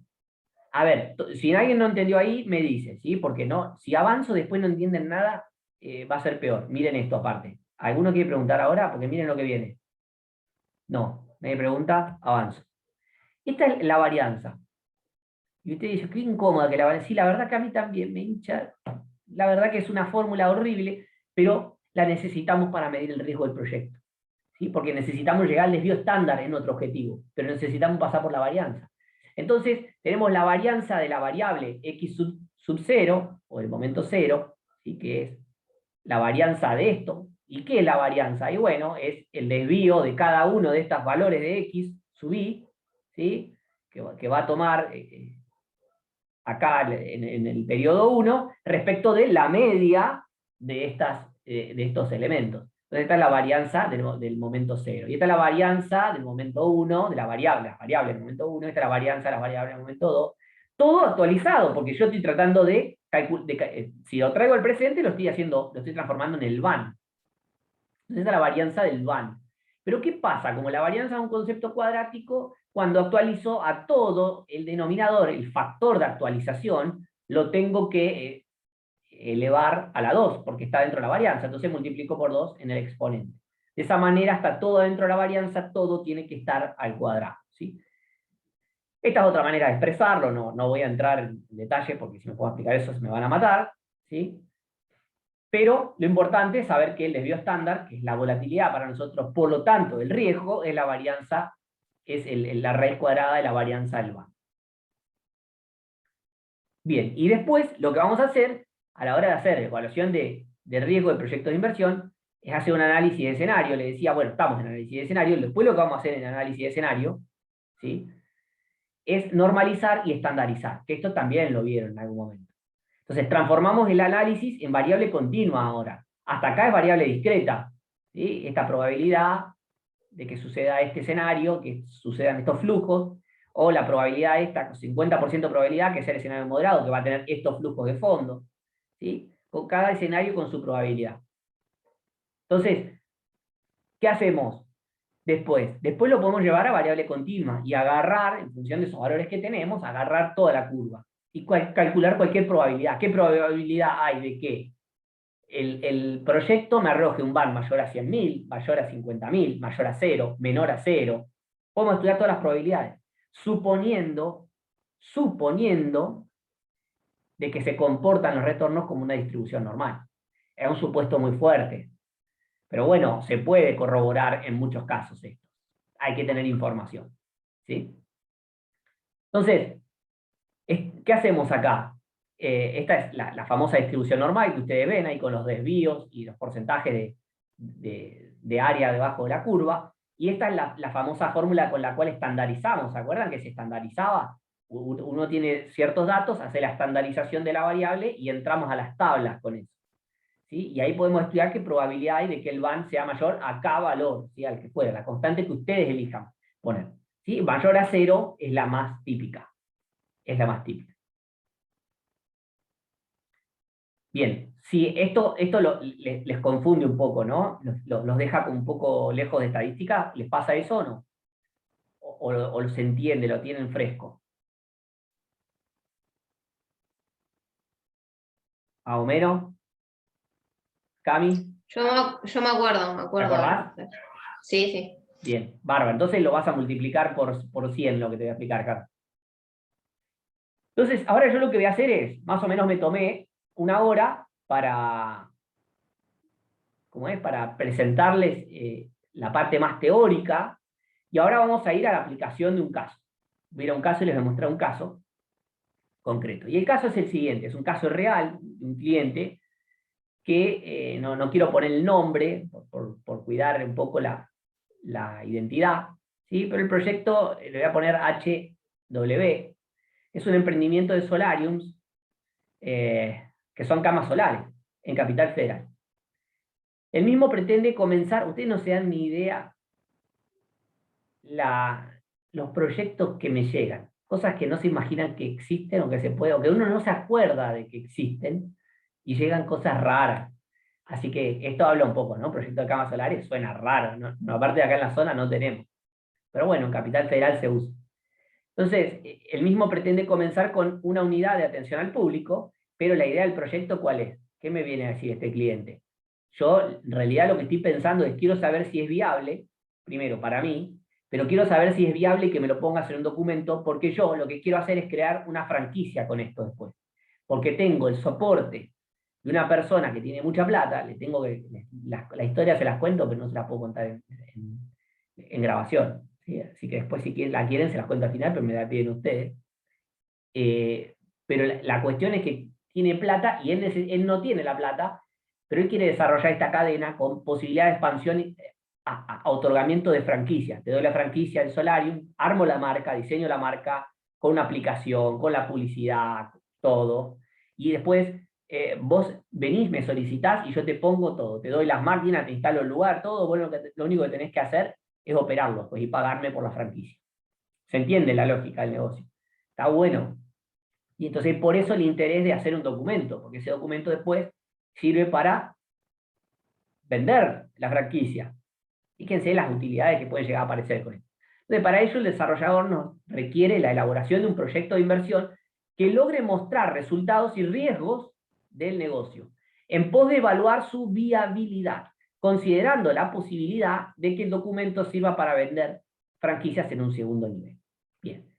Yo les voy a hacer una aclaración, lo amplié un poco para que sirva a los efectos teóricos, porque este proyecto no tenía el tamaño de un proyecto que ameritaba algo tan sofisticado en términos académicos, pero lo adapté y fui un poquito más allá en la parte de riesgo para atender a la clase de hoy. Entonces, ¿cuáles son los datos? La inversión inicial son aproximados, y yo los valores los cambié para que queden bien los efectos prácticos. O sea, la inversión inicial son 100.000 dólares, de los cuales ahí tengo incluido capital fijo y capital de trabajo. ¿Está? Los dos están ahí. Capital de trabajo muy poquito, chicos, ya se los voy a decir, es muy poco, porque son máquinas, ¿sí? Que tuve que ponerme a leer sobre máquinas, la verdad que lees de cualquier cosa, me he vuelto experto en cerveza hasta ahora, en agua mineral, en máquinas de bronceadoras y en muchas otras cosas más. Entonces la inversión inicial, $100.000. El servicio, ¿en qué consiste? El proyecto contará con 4 máquinas, siendo la duración de cada sesión de 14 minutos, se trabaja de lunes a sábados, 12 horas por día, el precio promedio de las sesiones es de 825 pesos. Entonces, por el lado de los costos fijos anuales ascienden a 8.984.951 pesos y los costos variables por sesión son de 63,38, costo variable. ¿Sí? A ese costo llegué después de un gran estudio que hice. Igual que al precio, hay que estudiar el mercado en el precio. ¿Sí? El precio viene del mercado, los costos son internos. ¿Está? ¿Dónde tengo más trabajo? Y en los costos hay más trabajo siempre. ¿Sí? El precio es más fácil, pero yo no me puedo poner al lado con un precio muy distinto al que tiene la competencia. Lo averiguo, hay que hacer un mini estudio de mercado y ya tengo el precio. Lo más difícil del estudio de mercado es la cantidad. El precio no. Lo más difícil es la cantidad a vender. Ese es el factor más difícil y que a nosotros nos va a exceder. Tenemos que ir a una consultora para hacer eso. O armar la consultora nosotros y salir a hacer estudio de mercado. ¿Sí? Les estoy adelantando mucho, porque a mí no me lo enseñó nadie. Yo les estoy diciendo lo que yo aprendí matándome a palo con la realidad. ¿Sí? Y con los clientes que te demandan cosas que no podés y no sabés cómo explicarle que no se lo podés hacer porque no sabés que no podés hacerlo o qué hay que hacer para hacerlo. Entonces la experiencia te empieza a dar esto. Entonces, están los costos variables y después tenemos, ¿por qué le pongo depreciaciones fijas anuales en 1.390.000 y después tenemos depreciaciones variables, que son las lámparas, que son importantes, tienen mucho consumo, mucho gasto en lámparas? El activo de inversión a reponer son las lámparas, porque son costosas y si se usa mucho, se cambia más rápido. Entonces tenemos depreciaciones ahí, de acuerdo a cada escenario. ¿Y para qué me sirve saber las depreciaciones? ¿Para armar qué me sirve saber las depreciaciones? Para armar, llegar al EBITDA, ¿sí? ¿Cómo se llama? Las ganancias antes de impuestos, intereses y depreciaciones, ¿sí? Que es la ganancia más líquida que podemos ver, es un indicador de ganancia líquida en el balance. Las inversiones requeridas para el reemplazo de las lámparas será el siguiente a partir del primer año de proyección, y ahí están los años que voy a proyectar y las inversiones en lámparas en dólares, todo en dólares. Fíjense que yo ya decidí hacerlo en dólares. ¿Por qué decidí hacerlo en dólares toda la proyección? Y porque la inversión inicial está en dólares y porque le quería dar un poco de estabilidad ante un contexto de mucha volatilidad, ¿sí? Tiene un problema el negocio y también hay que estudiar la devaluación, la variación del dólar. Hay que probar la variable, la sensibilidad de la variable dólar. Porque en un proyecto en Argentina el precio está asociado al consumo interno. Yo no puedo subir el precio con el dólar. Sube de acuerdo a la inflación, tiene una correlación más alta con la inflación. Pero los costos, ¿sí? Los costos, si bien también tienen correlación con la inflación, pero la inversión inicial tiene correlación con el dólar. ¿Sí? Entonces, casi siempre sucede eso. O sea, es muy común proyectar en dólares. Y ahí están en dólares las inversiones en lámparas que voy a necesitar. ¿Por qué algunos años más y otros menos? Porque hay diferentes máquinas y amortizan en diferentes momentos. Obvio que esto depende del escenario. Yo puse el escenario moderado, ¿sí? Creo que era, no me acuerdo. Va a depender de cada escenario, porque como tengo una parte variable, va a depender de cada escenario. Bueno. Seguimos con las consignas. Las variaciones de capital de trabajo a lo largo de los años no son consideradas relevantes por no comprar ni vender a crédito. Fíjense que es una prestadora de servicios, ¿sí? No compra ni vende a crédito. Y por no contar con inventario, porque no tiene inventario, salvo las toallas, pero decidí simplificar y dije, no hay variación de capital de trabajo, solamente hay inversiones de capital. ¿Sí? Y otra cosa que no lo puse acá, pero ya se los aclaro, no vamos a considerar el IVA crédito fiscal que se podría tomar al inicio por la inversión de las máquinas. ¿Sí? ¿Por qué? Porque no lo quise complicar, simplemente para que nos aboquemos al riesgo. Entonces el periodo de proyección es de 10 años y su vida continúa indefinidamente. ¿Qué me está diciendo acá? Que tiene un valor terminal. ¿Sí? Que vamos a tener que considerar un valor terminal. que es la continuidad, la perpetuidad financiera que vimos en matemática financiera o que vieron, ¿sí? La tasa del impuesto a las ganancias, 35%, y que el proyecto se financia 100% con capital propio. Algo muy típico de Argentina. Muy típico de Argentina. Mucho capital propio. Se van a encontrar mucho emprendimiento con capital propio. Por lo tanto, el costo del capital va a ser con KPM a morir, casi siempre, ¿sí? Y si no, lo podemos simplificar de alguna manera, que ahora les voy a mostrar algunas posibilidades. Entonces, ¿qué nos pide la consigna? Si yo adapté un caso real, se los traduje en algunas líneas como información, y les voy a pedir ahora una consigna, que en realidad es el trabajo en sí mismo. Determinar la viabilidad del proyecto utilizando el método de Van. Yo lo hice con TIR y con periodo de recupero también en el proyecto real, pero me voy a quedar con el Van para no irme por las ramas, porque si no me voy a ir, y no quiero. No es mucho lo que me voy, pero me acoté a riesgo, ¿sí? Realizar un estudio de riesgos del mismo. Esa es la segunda consigna, y es la que más nos interesa a nosotros. ¿Está? Entonces, vamos a ir al Excel ahora. Me siguieron a Excel, ¿no? ¿Tengo la pantalla compartiendo completa o me quedé en el Power? Creo que me siguieron a Está Excel. bien, Fede. Bien, gracias. Completo, Excel. Bien, estamos en Excel. Entonces, lo primero que les quiero mostrar es, yo hice, hay un estudio, acá lo pueden ver, hay un estudio grande de todos los costos e ingresos, ¿sí? Toda esta es la máquina que está funcionando, que yo le digo, este es el modelo, acá están los costos de todo, ¿sí? Todas las variables, ingresos, impuestos. Bueno, el precio yo lo considero neto de ingresos brutos, por lo general, acá ven, siempre considero de esta manera, precio por sesión, la alícuota de ingresos brutos en Capital Federal, y el precio neto. Entonces siempre trabajo con precio neto, a partir de ahí ya me olvido del impuesto a los ingresos brutos. El IVA no se considera, salvo que puedan tomar un crédito fiscal al inicio, y me voy rápidamente al flujo de fondo para no perder tiempo, porque yo lo que quiero es llegar al BAN y a los flujos de fondo, ¿sí? Con eso vamos a trabajar. Entonces acá tengo el estado de resultado, que lo hice con los 3 escenarios que yo les planteé. Entonces, tienen ingresos, en el pesimista, el moderado y el optimista, los costos, también en los 3 escenarios, ¿sí? El EBIT, que es las ganancias antes de intereses e impuestos, ¿sí? Earnings before interest and taxes. Después tengo las depreciaciones, que se las sumo para irme a algo bien líquido, a financiero, ¿sí? Voy de lo económico a lo financiero y llego al EBITDA, y este para nosotros es fundamental. El EBITDA es las ganancias antes de intereses, taxes and depreciations, que son las depreciaciones. Yo lo conozco en inglés porque las siglas me parecen más fáciles. Yo no sé si en castellano tenemos las siglas, pero EBITDA son siglas muy fáciles, ¿sí? Que funcionan. Como siempre, el inglés es un idioma muy simple, entonces simplifica mucho las iniciales y eso. Y los impuestos que se calculan sobre el EBIT, ¿sí? ¿Por qué? Y porque el EBIT incluye, tiene restadas las depreciaciones, que las tengo en cuenta a los efectos del impuesto a las ganancias. Y después viene el resultado final. Pero conclusión, ¿con cuál me voy a quedar yo? Y a mí me interesa este. A mí me interesa este. Bien, entonces con este me vengo a armar los cash flows, ¿sí? El flujo de fondos. Flujo de fondos que voy a empezar a proyectar a partir del año 2022 hasta el año, durante 10 periodos, hasta el 2031. ¿Sí?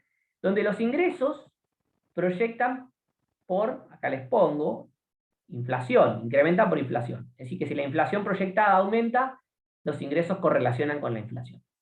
Después el EBITDA lo convierto a pesos, a dólares. Después calculo EBIT en pesos y el EBIT de vuelta lo vuelvo a convertir a dólares. ¿Para qué pongo el EBIT acá? Y para calcular el impuesto a las ganancias acá abajo, ¿ven? Que voy a poner en el flujo de fondo el impuesto a las ganancias. ¿Cómo proyecto entonces el EBIT? En realidad, yo les voy a ser sincero, ustedes tendrán que proyectar cada escenario en cada estado de resultado, ¿sí? Pero yo simplifiqué y dije, ya está, no voy a entrar en ese detalle para la clase esta, directamente hagan de cuenta como que se proyectó el estado de resultado entero, ¿sí? Por cada escenario, y que estos son los cash flows de los 3 escenarios. Bien, necesito algún faro. ¿Vieron que yo les dije que con el tema riesgo hay faro? Necesito el faro de ustedes. ¿Están? ¿O alguno se cayó de la silla ya? ¿Me vienen siguiendo? Aunque sea... Sí, Fede, Nunca- a mí se me ocurrió una consulta. A ver, Si bien, o sea, si bien los resultados se hacen según distintos escenarios, en los sí. 3 escenarios es positivo el resultado final. ¿Qué tanta probabilidad hay de que sea, o sea, cuál es ese desvío? ¿Se calcula igual el desvío de ese resultado final? Mirá, a nosotros, Cami, está re buena la pregunta, pero lo que nos va a interesar es el análisis financiero. El resultado está bien, si vos haces un estado de resultado, y vos Claro, es decís, económico. claro, si vos haces el estudio económico y no te da, y ya eso lo hace, por lo general, ¿saben qué me pasa en la experiencia? Por lo menos, no tengo tampoco tanto experiencia en esto, pero el 80% de los proyectos que me vinieron, casi todos, el cliente ya viene con esto, Cami. Ya sabe, como no en Está escenario, bien. pero el base te dice ahí, mirá, vendo tanto, tanta cantidad, tal precio, los costos son esto, esto y esto, y me trae un resultado de eso. ¿Sí? La pregunta, entonces, si el resultado acá a ellos les da negativo, directamente ni me vienen a buscar, Cami. Ni me Claro. vienen a buscar. ¿Sí? Eso te lo digo de piso porque ya ellos se dan cuenta que el negocio no da y no vienen. ¿Sí? Salvo que sea algo muy sofisticado. Entonces, cuando vienen, por lo general, este da. ¿Y yo qué hago? Yo le doy disciplina. Nosotros, los profesionales de ciencia económica y ustedes, prontamente profesionales de ciencia económica, lo que tenemos es disciplina y criterios para poder ordenar. Lo que les va a pasar es que van a llegar muchas veces a algo muy similar a lo que llega el cliente, pero con otra precisión en el camino. ¿Qué quiero decirles? ¿Vieron lo que yo les digo? Llego al mismo puerto o muy cerquita, pero en el medio ustedes le pusieron detalles y moños y frutillas por todos lados al trabajo, ¿sí? Y van a terminar llegando a algo parecido. Entonces, puede ser de que hayan probabilidad de que dé negativo, etcétera, pero por lo general el problema, Cami, y a todos les digo, está en lo financiero, porque lo financiero es lo menos intuitivo para el cliente. Lo económico el cliente lo entiende. Lo que no entiende es lo financiero el cliente. No puede entender de que el tiempo, que el dinero a lo largo del tiempo tiene diferentes valores. No lo puede entender. Salvé a una empresa constructora hace poco de que lancen un programa de casas financiadas a una tasa que se fundían. Y yo digo, salvé porque siento, hago los números, y cuando hago los números, entonces, es muy importante la opinión y el aporte financiero. Y ahí es donde más lo van a buscar. Entonces, nuestro trabajo fuerte, si bien vamos a armar el estado económico, el trabajo fuerte empieza acá, en el cash flow, ¿sí? En el flujo de fondos. El EBITDA, lo armo, el estado de resultados, lo proyecto en pesos. Pero después lo tengo que dolarizar, porque yo quiero trabajar con algo más estable. Y aparte, lo que les va a pasar, chicos, es que en este caso a mí me vino a buscar una persona que iba a buscar financiamiento a una persona que vive en el exterior. Y una persona que vive en el exterior, sobre todo en los proyectos grandes, además, este no es grande, pues la persona igual el financiamiento lo va a conseguir en el exterior. Si el proyecto es más grande, muchas veces el financiamiento se consigue afuera.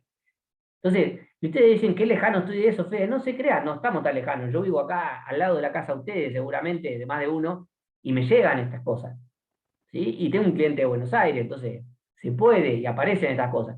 Y el dólar, lamentablemente, nos da, digo lamentablemente porque estaría bueno tener una moneda más fuerte nuestra, pero el dólar nos va a dar cierta estabilidad y un ancla de referencia. Porque vos le decís a un yanqui que ponga $100.000 de inversión o que le va a dar $33.000 el primer año, el EBITDA, y lo entiende, pero si vos le decís 8.249.000 pesos el primer año, 11.900.000 el segundo, 16 el tercero, el tipo no entiende nada, piensa que el negocio está creciendo bestialmente, lo que no puede dimensionar es el proceso inflacionario y de riesgo que tiene.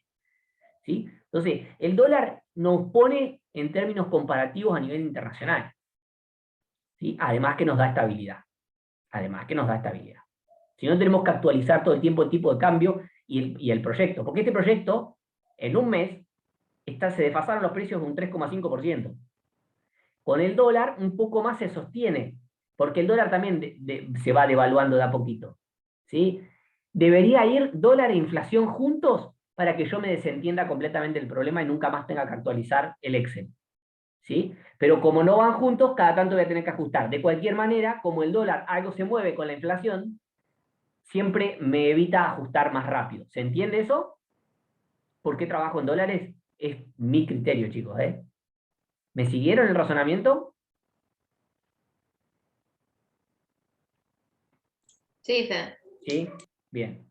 El resto yo no sé, Cami, vos me estás haciendo el aguante mal, ¿eh? El resto los veo medio apagado. No me habrán dejado solo y van a ver la clase el domingo a la tarde, porque se van a matar con esta clase el domingo a la tarde. Aprovechen hoy. Bueno, entonces, el EBITDA que lo voy a proyectar, lo transformo en dólares, ¿cómo? Dividiendo por el tipo de cambio. Ah, sí, Fede, ¿cómo haces para dividir por el tipo de cambio? ¿Cómo sabes cuál va a ser el tipo de cambio proyectado? Bueno, ¿yo qué les dije? Yo les dije esto. Esperen, esperen. Yo les dije esto. ¿Sí? Les dije que este globo era importante. Si yo no domino macroeconomía o lo mínimo de macro, lo mínimo estoy diciendo, que es poder proyectar un tipo de cambio, me va a costar hacer esto. Por eso las finanzas son unas ciencias que vienen de la economía, ¿sí? Que integran un montón de disciplinas, ¿sí? Pero vienen de la economía. Tengo que poder hacerlo, ¿sí? Entonces tengo que proyectar el tipo de cambio. ¿Y qué uso para proyectar el tipo de cambio? Yo, como no tampoco soy un experto en economía, soy contador, como van a ser muchos de ustedes, bueno, algunos van a ser licenciados en administración, pero estamos ahí nosotros y no tenemos economistas en esta materia. Yo utilizo, sé de economía igual, estudié mucho, pero utilizo una teoría que se llama teoría de convergencia del tipo de cambio real. ¿Sí? ¿Y qué significa eso? Que el tipo de cambio real, que deben saber qué es, en algún momento lo vieron en macro, ¿sí? Por ahí no se acuerdan, pero si lo buscan en internet ya van a saber qué es. El tipo de cambio real, si está por encima de 100 somos competitivos, ¿sí? Y si estamos por debajo de 100 somos menos competitivos. Entonces, lo que dice esta teoría es que los precios internacionales y locales tienden a equipararse y a buscar un equilibrio. Típico de economía, siempre buscamos equilibrio. ¿Tá? Desde el punto de equilibrio que ven en la cruce de las dos curvas de oferta y demanda. Bueno, acá el equilibrio es 100 para nosotros, o 1, depende de cómo usen el índice. Entonces, yo lo que digo es el tipo de cambio real converge a 100. ¿Sí? Entonces lo hago converger a 100. Mientras tanto, tengo un tipo de cambio nominal hoy, que hay que ver cuál saco, hay que ver si dólar MEP, dólar contado con liqui, todo eso se puede estudiar, por eso también está bueno integrar con mercados, porque saber qué dólar voy a usar. Y empiezo a decir, bueno, si la inflación de Argentina, pues el tipo de cambio real relaciona tipo de cambio nominal, inflación de Argentina, nivel de precios internacional.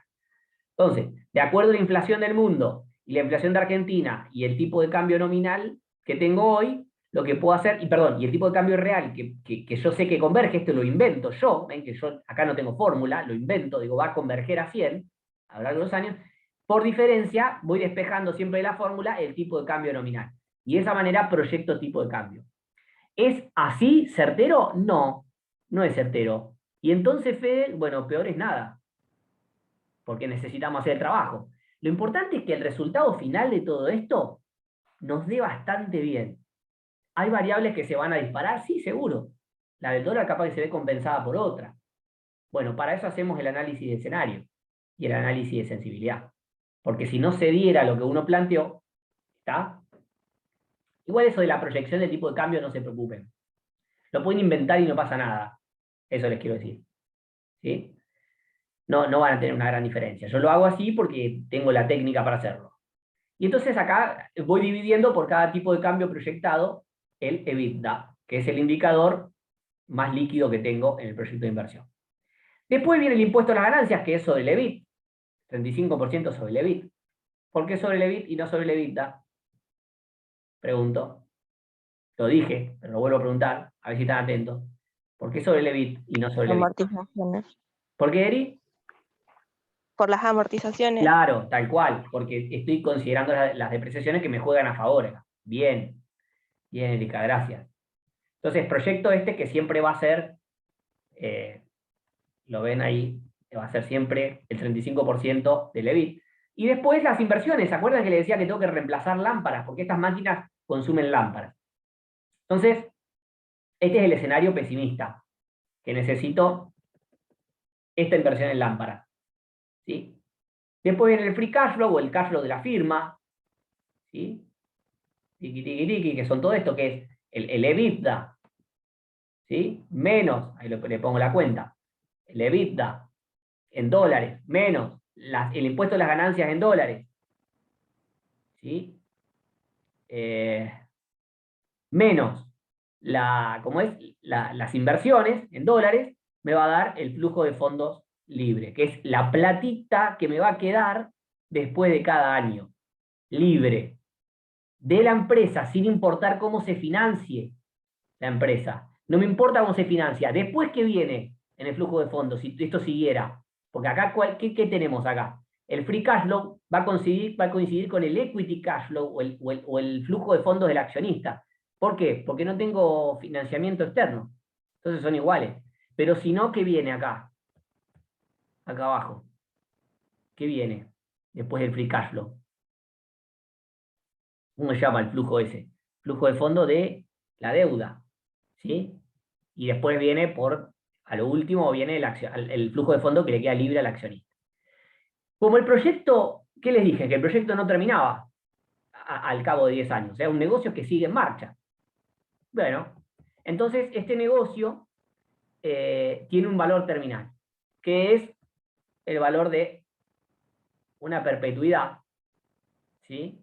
Que crece con crecimiento, con tasa de crecimiento, está acá.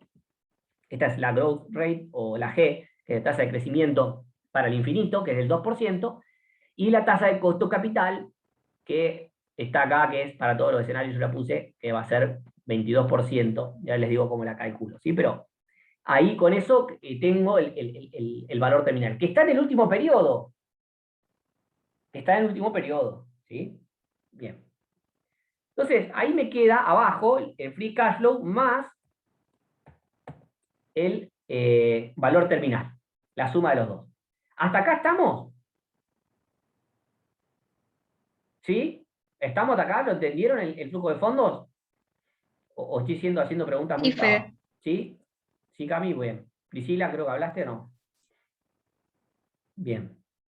Bueno. Si no lo entienden, confío en que me van a decir algo. Entonces, lo mismo hago para el cash flow en un escenario moderado, ¿sí? Que va a tener parte de otro EBITDA, ¿sí? Y después hago lo mismo para el cash flow optimista, que es, tiramos manteca al techo, el negocio va bárbaro. Perfecto. Todo dividido por el tipo de cambio que proyecté. Bien. No se queden con el tipo de cambio, no se vuelvan locos con eso. Yo lo que les digo es que es importante proyectar en dólares. Si algún día lo tienen que hacer, verán la manera o me vendrán a buscar o saben quién lo hace, ¿sí? O saben que se puede hacer o por qué se puede hacer. Creo que es eso lo que les tiene que quedar. Salvo que pudiéramos armar trabajos prácticos por ahí adaptados a eso. Pero como no, los trabajos prácticos no están adaptados a eso. Bueno, acá entramos en análisis. Bueno, ahora sí, análisis de riesgo. Hacemos análisis de sensibilidad y análisis de escenario. Cuando hacemos análisis de sensibilidad, yo acá lo que pongo es la capacidad, que es el uso de las máquinas, de los turnos, que las sesiones son de 14 minutos, ¿vieron? Entonces yo digo 12 horas al día se trabajan, 14 minutos por cada sesión, durante tanta cantidad de días a la semana, tanta cantidad de días al mes, tanta cantidad de días al año, y ahí tengo una capacidad total. Bueno, ¿cuál es el porcentaje de uso de esa capacidad? El porcentaje de la cantidad de sesiones. Entonces, yo lo pongo por porcentaje, ¿sí? Es la manera que elegí yo. Y el precio, 8.25. El riesgo país, puedo probar, ¿sí? Entonces, fíjense, yo acá lo que voy a hacer, acá me anoté una ayudita de memoria y dije, bueno, voy a variar un 10% de la cantidad y un 10% del precio. Entonces, si varío 10% de la cantidad, la nueva cantidad, o uso de la capacidad, va a ser 82,5. Entonces pongo 82,5 acá, y acá abajo, ¿ven que se alteró el van? Ven que voy a correr la barrita de acá. Se alteró el van ahí abajo, ¿ven? ¿Ven que se altera el van? Pasa de 118 millones a 153. Perfecto, me vengo acá y pasa de 168 a 153. Habría que poner en términos porcentuales cuánto es esa diferencia, ¿sí? Y acá puedo agarrar y decir, bueno, voy a volver para atrás porque se acuerdan que es de manera aislada que voy a probar esto. Entonces, vuelvo para atrás, lo pongo en 75% de vuelta, que era el escenario moderado, el escenario base que yo venía usando, y ahora voy a probar con una variación del precio en 10%, y veo que el precio se va a 907,50. Entonces pongo 907,50 y el modelo corre, ¿sí? Yo pongo precio 907,50 y va por la parte de ingreso de la máquina, entra el estado de resultado, entra el flujo de fondo y el flujo de fondo se mete y saca el van. ¿Sí? La computadora, yo diseñé un robot que me hace eso, que es este Excel. ¿Está? Entonces, ese van se va a 152. Bueno, ahí puedo ir mirando, puedo probar vamos a volver a 8.25, que era el precio original.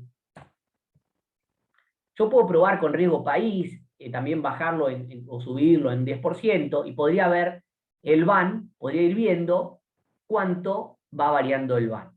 ¿Sí? Y ahí voy midiendo, eso es medio a ojo. Yo la verdad que el análisis de sensibilidad ustedes mismos lo pueden hacer, no les puedo enseñar mucho más de eso.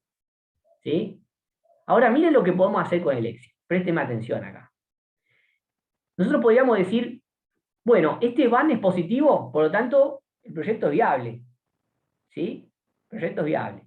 Es verdad, podríamos sumarle la TIR para ver en términos relativos cuán viable es.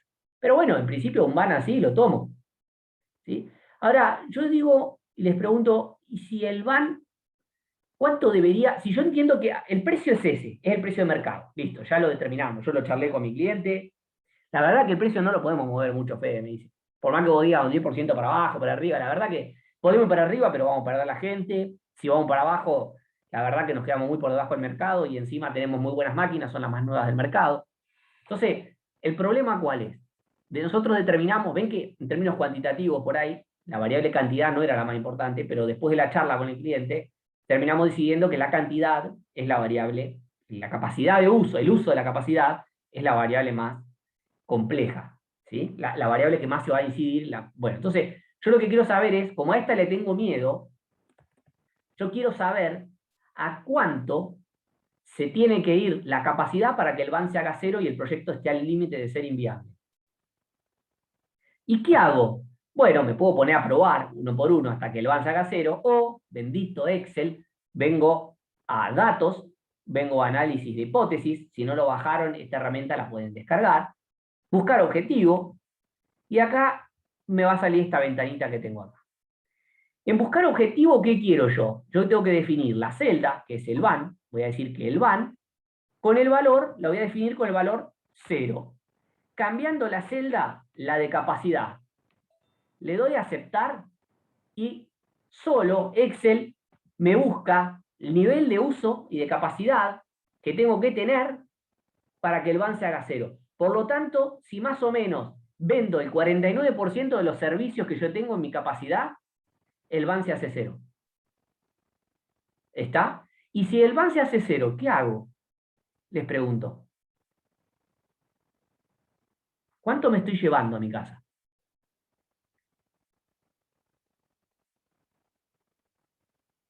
Los necesito. Si el BAN se hace cero, ¿me estoy llevando algo? No, ¿No te llevas nada, Erika? A ver, la inversión. a ver qué me llevo. Algo me llevo. ¿Se acuerdan de Economía 1? ¿Se acuerdan que cuando el beneficio era cero nos decían que ahí igual nos estábamos llevando el costo de oportunidad? ¿Se acuerdan de eso? ¿Y cuál es nuestro costo de oportunidad en finanzas? En forma de tasa. ¿Cuál es, Erika, nuestro costo de oportunidad? ¿Te acordás? El costo del capital. ¿Ah? Costo del capital. Bien. El costo del capital, que es una tasa. Entonces me estoy llevando esa tasa, me estoy llevando. Por lo tanto, cuando el BAN sea cero, significa que la inversión me está rindiendo por lo menos el costo de capital. No es que no me estoy llevando nada. Lo que pasa es que... ¿Cómo? Sí, ahora ¿Me pensé. seguiste? Claro, Sí, me sí. seguiste, yo sé que sí. Porque es algo que lo tienen, lo que pasa es que yo se lo estoy preguntando de otro lugar y los voy... ¿Sí? Pero se llevan el costo de oportunidad. ¿Y cuánto es nuestra tasa, nuestro costo de oportunidad? Bueno, yo lo calculé acá en 22% en dólares. Por eso digo, importante, si voy a proyectar en dólares, la tasa que uso de descuento es en dólares. Si proyecto en pesos, la tasa que uso de descuento es en pesos. Les podría hablar de la tasa de interés durante una clase entera, si quieren. Pero no es el caso. ¿Sí? Entonces, yo acá testé el modelo y le dije, bueno, bárbaro, búscame Excel para qué valor, recorre todo el Excel, itera, ¿sí? Y llega a esa conclusión. Entonces, voy a volver a 75%, que era el escenario moderado. Déjenme volver ahí. Pueden buscar cualquier valor ahí, ¿eh? Y ahí, Cami, ¿sabés qué podemos hacer acá, Cami? Podemos buscar el valor, el objetivo sería para que el estado de resultado me dé cero.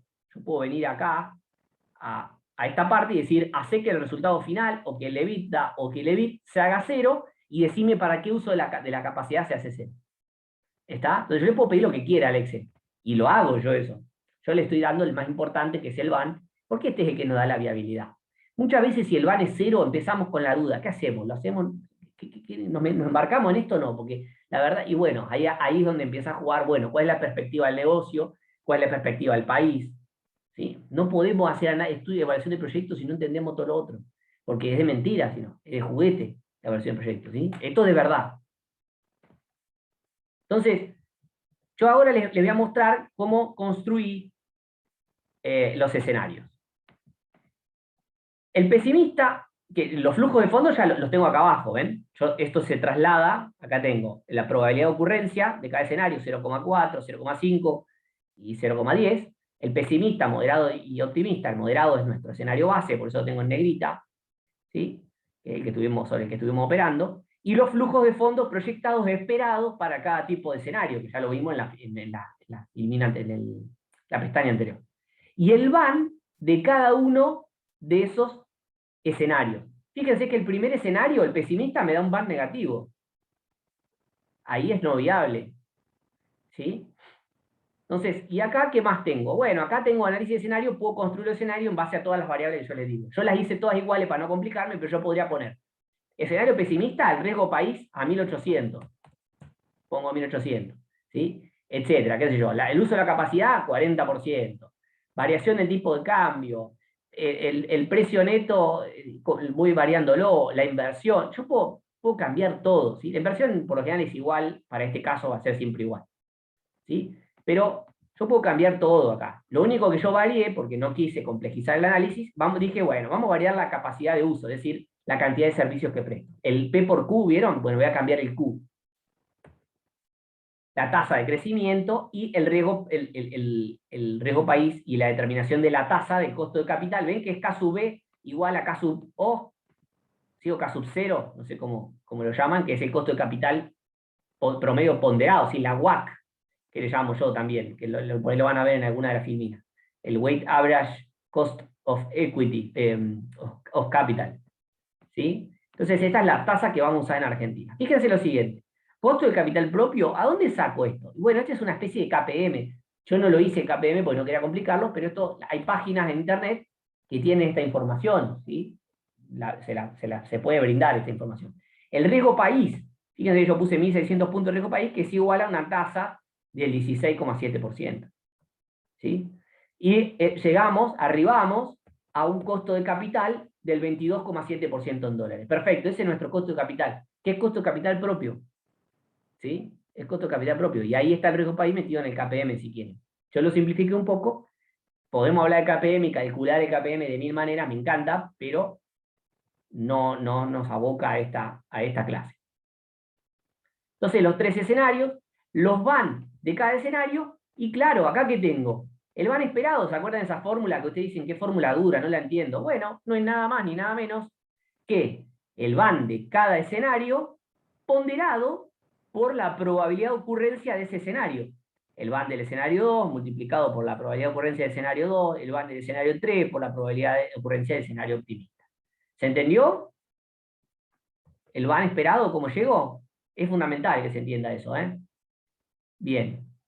¿Se entendió? Infiero. Si alguno no entiende, me frena. Y acá tengo los flujos de fondos esperados.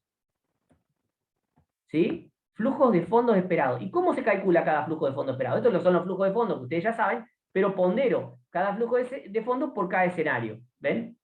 Estos flujos de fondos por la probabilidad de ocurrencia del escenario, los flujos de fondos por la probabilidad de ocurrencia del escenario, y así sucesivamente. Bien. Al VAN llego de la misma manera, puedo llegar de esta otra manera, que es actualizando los flujos de fondos esperados, estos que saqué antes, los actualizo, y llego, ¿sí? Perfecto. ¿Y esto que está acá qué es? Es el valor actual de los flujos de fondos sin la inversión, es decir, no es el BNA en realidad, ni el valor actual neto.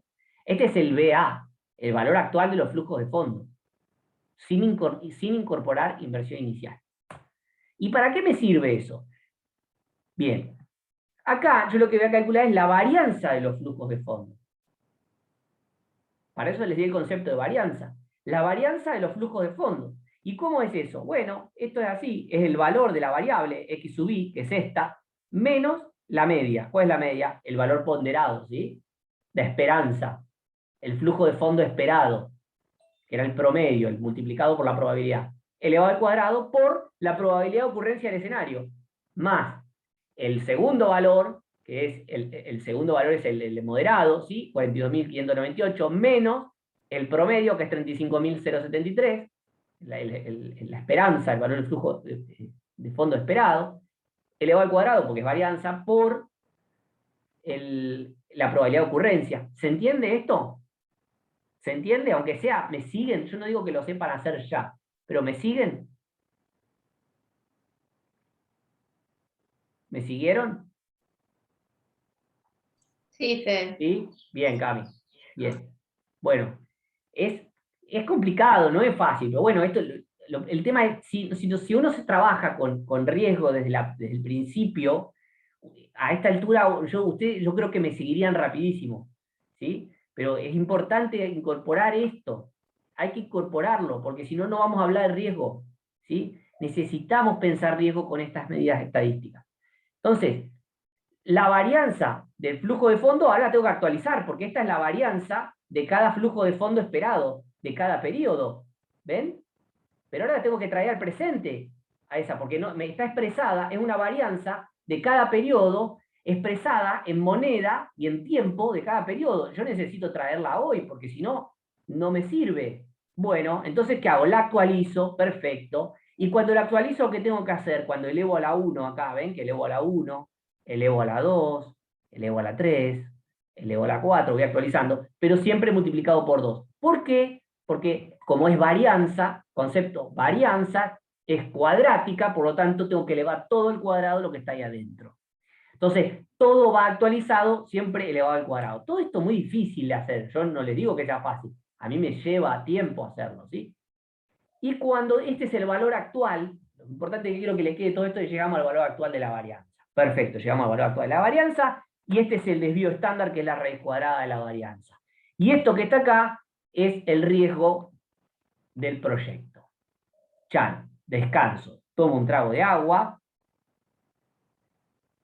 Todo ese quilombo para llegar al riesgo. Claro, sí, esa es la manera. Ahora vamos a estandarizar o vamos a normalizar. Bien, bien. Ahora, chicos, yo les voy a pedir lo siguiente, o ustedes me dicen a mí, bien, Fede, yo quiero saber, suponiendo que los flujos de fondo se comportan de manera normal, quiero saber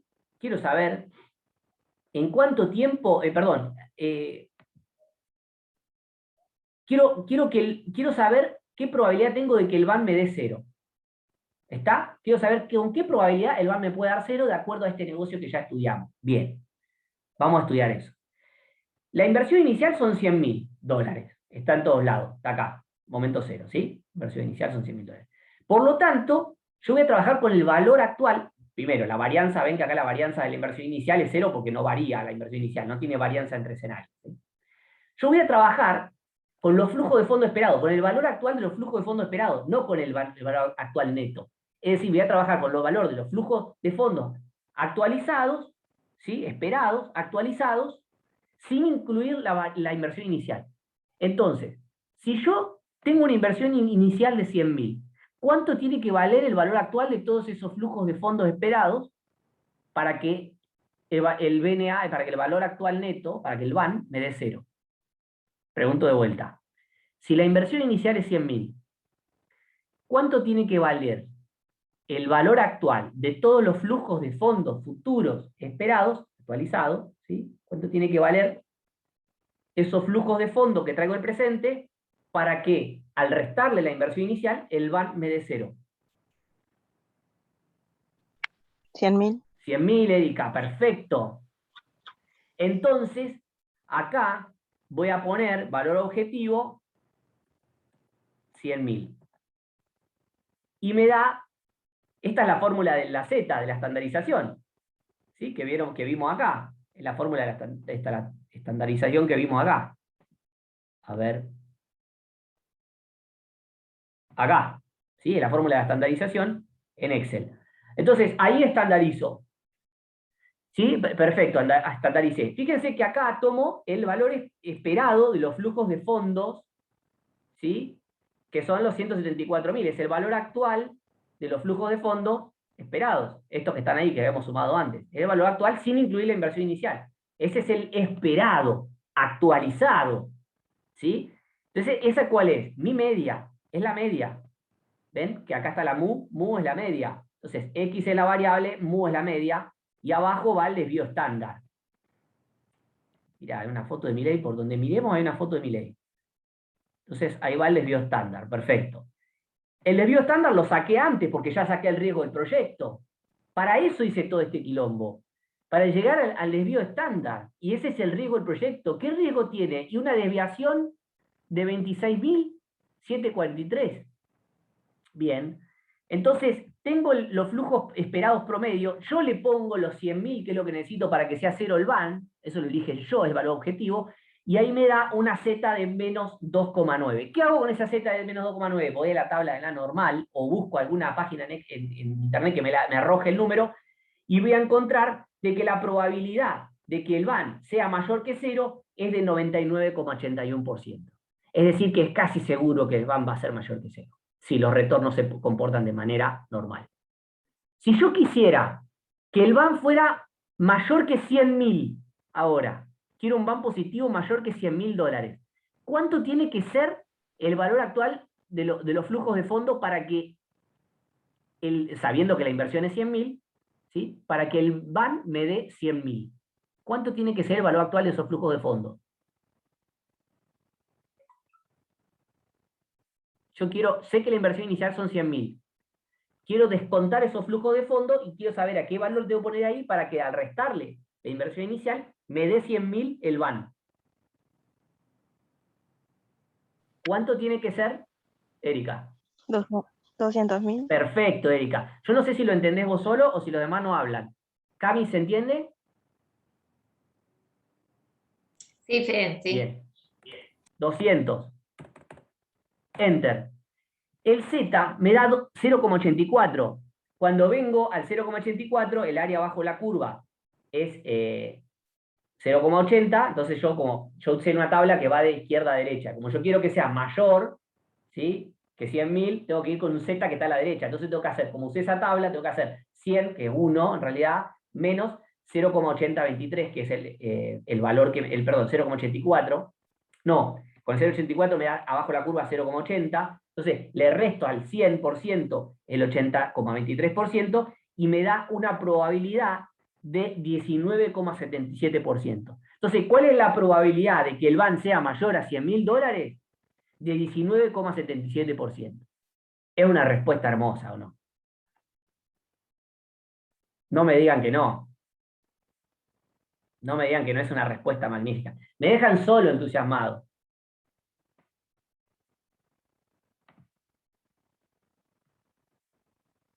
Bien, es teórico, es verdad. Pero bueno, si alguno quiere avanzar en esta ciencia que es la economía, en algún momento se va a encontrar con esto, ¿sí? Yo les estoy mostrando cómo es. Es verdad que por ahí se les puede complicar algunas cosas, o por ahí la materia no está adaptada a esto, pero es así, o sea, es así. En otras universidades se estudia así y en la carrera de grado también. Entonces,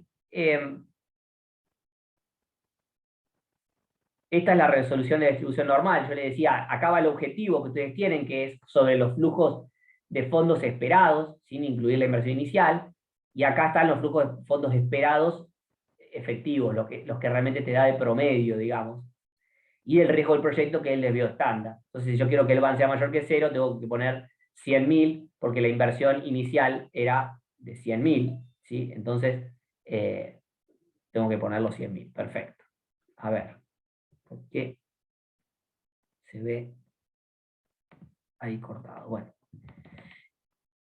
Entonces, identificación de riesgo. Quiero de HW, ¿sí? Que es la empresa esta, el proyecto.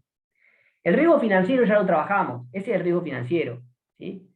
Que el van no sea el esperado, ese es el riesgo, que sea inviable el proyecto, ese es el riesgo que tenemos nosotros de manera financiera. Pero también tenemos riesgos legales, ¿sí? que es la actividad que puedo poner, hay que tener en cuenta la cuestión jurídica. Yo acá lo que le decía al cliente es utilizar una figura societaria que te limite responsabilidad, hacer contratos de aceptación donde el cliente se da por notificado de los riesgos que puede llevar el uso inadecuado del servicio para la salud, y después, bueno, tenemos riesgos de salud también, entonces hay que trabajar siempre con profesionales, hay muchas actividades económicas que pueden poner en riesgo la salud de las personas, ¿sí? Entonces también esos son riesgos que hay que tener en cuenta. La estructura y forma de trabajo, ¿cómo me pasa a mí en la vida real? Yo primero tengo una entrevista donde escucho al cliente y le intento extraer la información, digamos, de dónde, cómo se va a financiar, qué quiere hacer, cómo puede reducir el riesgo, bla, bla. ¿Sí? La primera entrevista donde a ver si yo puedo ayudarlo o no, y si él lo que busca en mí es lo que él espera. ¿Sí? Es medio psicológica, esta parece una entrevista hasta con un psicólogo, esta primera charla. Después yo le hago un presupuesto en base a lo que él necesita. Yo necesito saber qué necesita él. Se hace un presupuesto. El presupuesto es importantísimo. Yo hago unos presupuestos impecables. No se los muestro acá porque quiero resguardar un poco la privacidad de los datos, pero los presupuestos tienen que ser, porque ahí yo te vendo el producto, ¿sí? O el trabajo. La segunda entrevista, paso pues, después viene el tipo o la mina acepta el proyecto, entonces viene una segunda entrevista o una serie de entrevistas donde queremos saber todo sobre el negocio, ¿sí? Hay que, el cliente, queremos sacarle todo al cliente lo que sabe. Después, con todo lo que sabemos que nos dijo el cliente, nos vamos e investigamos.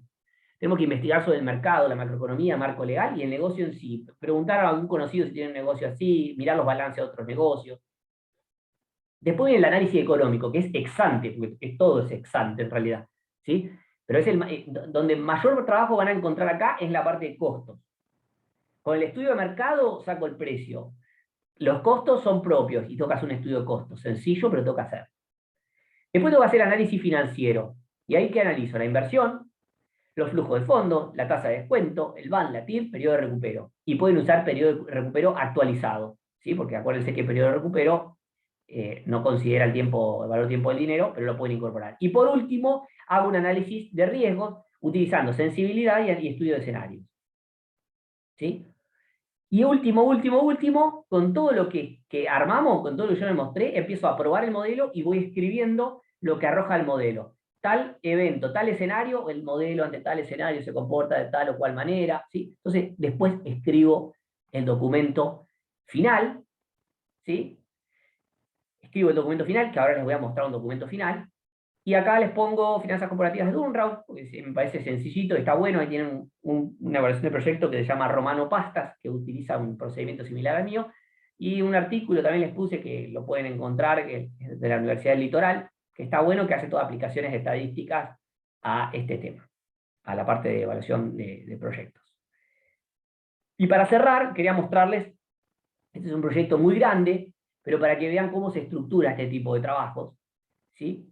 Fíjense que tiene un índice donde hay un objetivo de alcance de trabajo, consideraciones preliminares, información de referencia, y yo siempre divido en una parte general y una parte específica. En la parte general está la introducción, por supuesto, el análisis macroeconómico, donde hablo del contexto internacional argentino y conclusiones del análisis macroeconómico, el análisis microeconómico, donde se habla de demanda, oferta, y se hace un estudio del mercado, qué se sabe del mercado, se busca papers o publicaciones o estudios sobre el mercado en sí mismo, ¿sí? Y después empieza la parte específica, que es el proyecto en sí. Es decir, primero lo que les decía, en el trabajo se los estoy demostrando que lo hago en la práctica. En el trabajo busco la estructura general, dónde está inmerso ese trabajo, en qué contexto está inmerso. Contexto temporal y geográfico, ¿sí? Y después voy al proyecto en sí. Entonces tengo el proyecto, el modelo de negocio, el análisis técnico de, acá como es de agua mineral, características del agua, fuente del agua, tengo que estudiar y leer de todo, ¿sí? Así como leí de camas solares y de riesgo y de todo, tengo que estudiar todo. Eso es lo lindo de este tipo de trabajo, que uno aprende de todo. El marco jurídico y organizacional, ¿en qué contexto jurídico lo voy a poner? ¿Va a ser una SRL? ¿Cuáles son las normas que lo regulan? ¿Cuáles son las sanciones que puede llegar a tener? Porque ahí están los riesgos también. Después viene el análisis económico, donde hago análisis de ingresos, análisis de costos, análisis de costo basado en escenario para distintos niveles de producción, y análisis de rentabilidad, que es el estado de resultado económico. Y después viene el análisis de viabilidad financiera. Estudio la inversión inicial, veo las alternativas que hay de la inversión inicial, cómo determina la capacidad de esa inversión inicial. ¿sí? También acá en el estudio económico tengo que estudiar capacidad. Flujo de fondos, estructura de financiamiento, tasa de descuento y costo de capital, ¿sí? Métodos de evaluación del proyecto, VANITIR, y análisis de sensibilidad, el payback o el periodo de recupero, un BAM para un horizonte de 21 años, bueno, yo le agregué algunas cosas, ¿sí?, a esto. Pero este es un trabajo de un proyecto de inversión que es el resultado final de todo lo que les mostré hoy, ¿sí? Donde está todos estos resultados que yo les dije, acá al final lo vamos a ver, todos estos resultados están arrojados acá en diferentes escenarios, que ustedes, la capacidad, explicación del proceso productivo, blim, blim, blim, marco jurídico, y acá está, análisis económico por escenario, ¿sí? Los costos, cómo están integrados, cómo se generan, el sistema de costeo, y empieza el análisis de escenario de flujo de fondo y cómo arrojan resultados cada escenario, los costos, etc. ¿sí? Bueno, creo que la idea era darles un pantallazo general sobre el asunto, que vean cómo se trabaja, ¿sí? Más allá de que por ahí hay algunos temas que por ahí falta desarrollarle un poco más de práctica, como para que se entienda bien, y eso yo lo entiendo, pero esta es la forma en la que se trabaja, esto es trabajar con riesgos.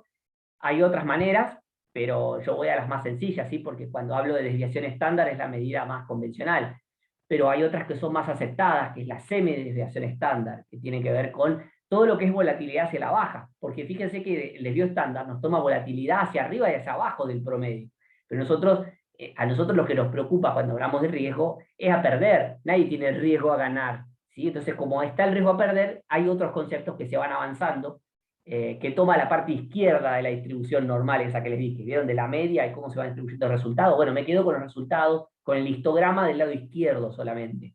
Entonces, está buenísimo porque puedo precisar mucho más el concepto de riesgo. Vuelvo a lo mismo, la clase de hoy es sobre un tema subjetivo. El riesgo es un tema subjetivo, ¿sí? Es un concepto subjetivo, pero que tiene, lamentablemente, es de las herramientas más utilizadas, digo lamentablemente porque no estaría bueno tener más. Estas son las herramientas que se utilizan habitualmente, son las que se ponen en práctica en esta disciplina. Así que bueno, les agradezco por la atención, espero que hayan podido seguirme, y de última tienen el videíto después, y por supuesto que yo estoy abierto a dudas, consultas. ¿Alguna pregunta? Me pueden preguntar sobre mi profesión o sobre mi vida. ¿Nico? No, que gracias. Gracias por la explicación. Bueno, gracias a vos, Nico. Muy bueno, muy claro. Estuvo bueno todo el pantallazo general que diste. La verdad, una muy linda forma de introducir el riesgo, la verdad. Muy bueno. Bueno, Lucas, gracias. Bueno, espero que los ilumine. No sé si alguien más quiere preguntarme algo o preguntarme cómo hago alguna cosa. Por ahí no me quieren preguntar algo técnico, está bien. ¿Nada?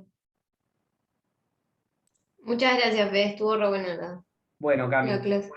gracias por participar ahí fuertemente. Para los que estamos de este lado es muy importante. Nadine y Lucas lo van a poder confirmar. Es importante. ¿Sí? Quiere decir que están, y eso se valora y se aprecia muchísimo. Bueno, entonces cerramos acá. Ya estamos, Nadine, con la clase. Bueno, genial. Nos vemos entonces el lunes, ya con clases de consultas antes del parcial. Chao, profe. Chao, chao. Chao, Chao a profe, todos. gracias. Chao, chao. Gracias. No, gracias a ustedes. Lu, chao. Gracias.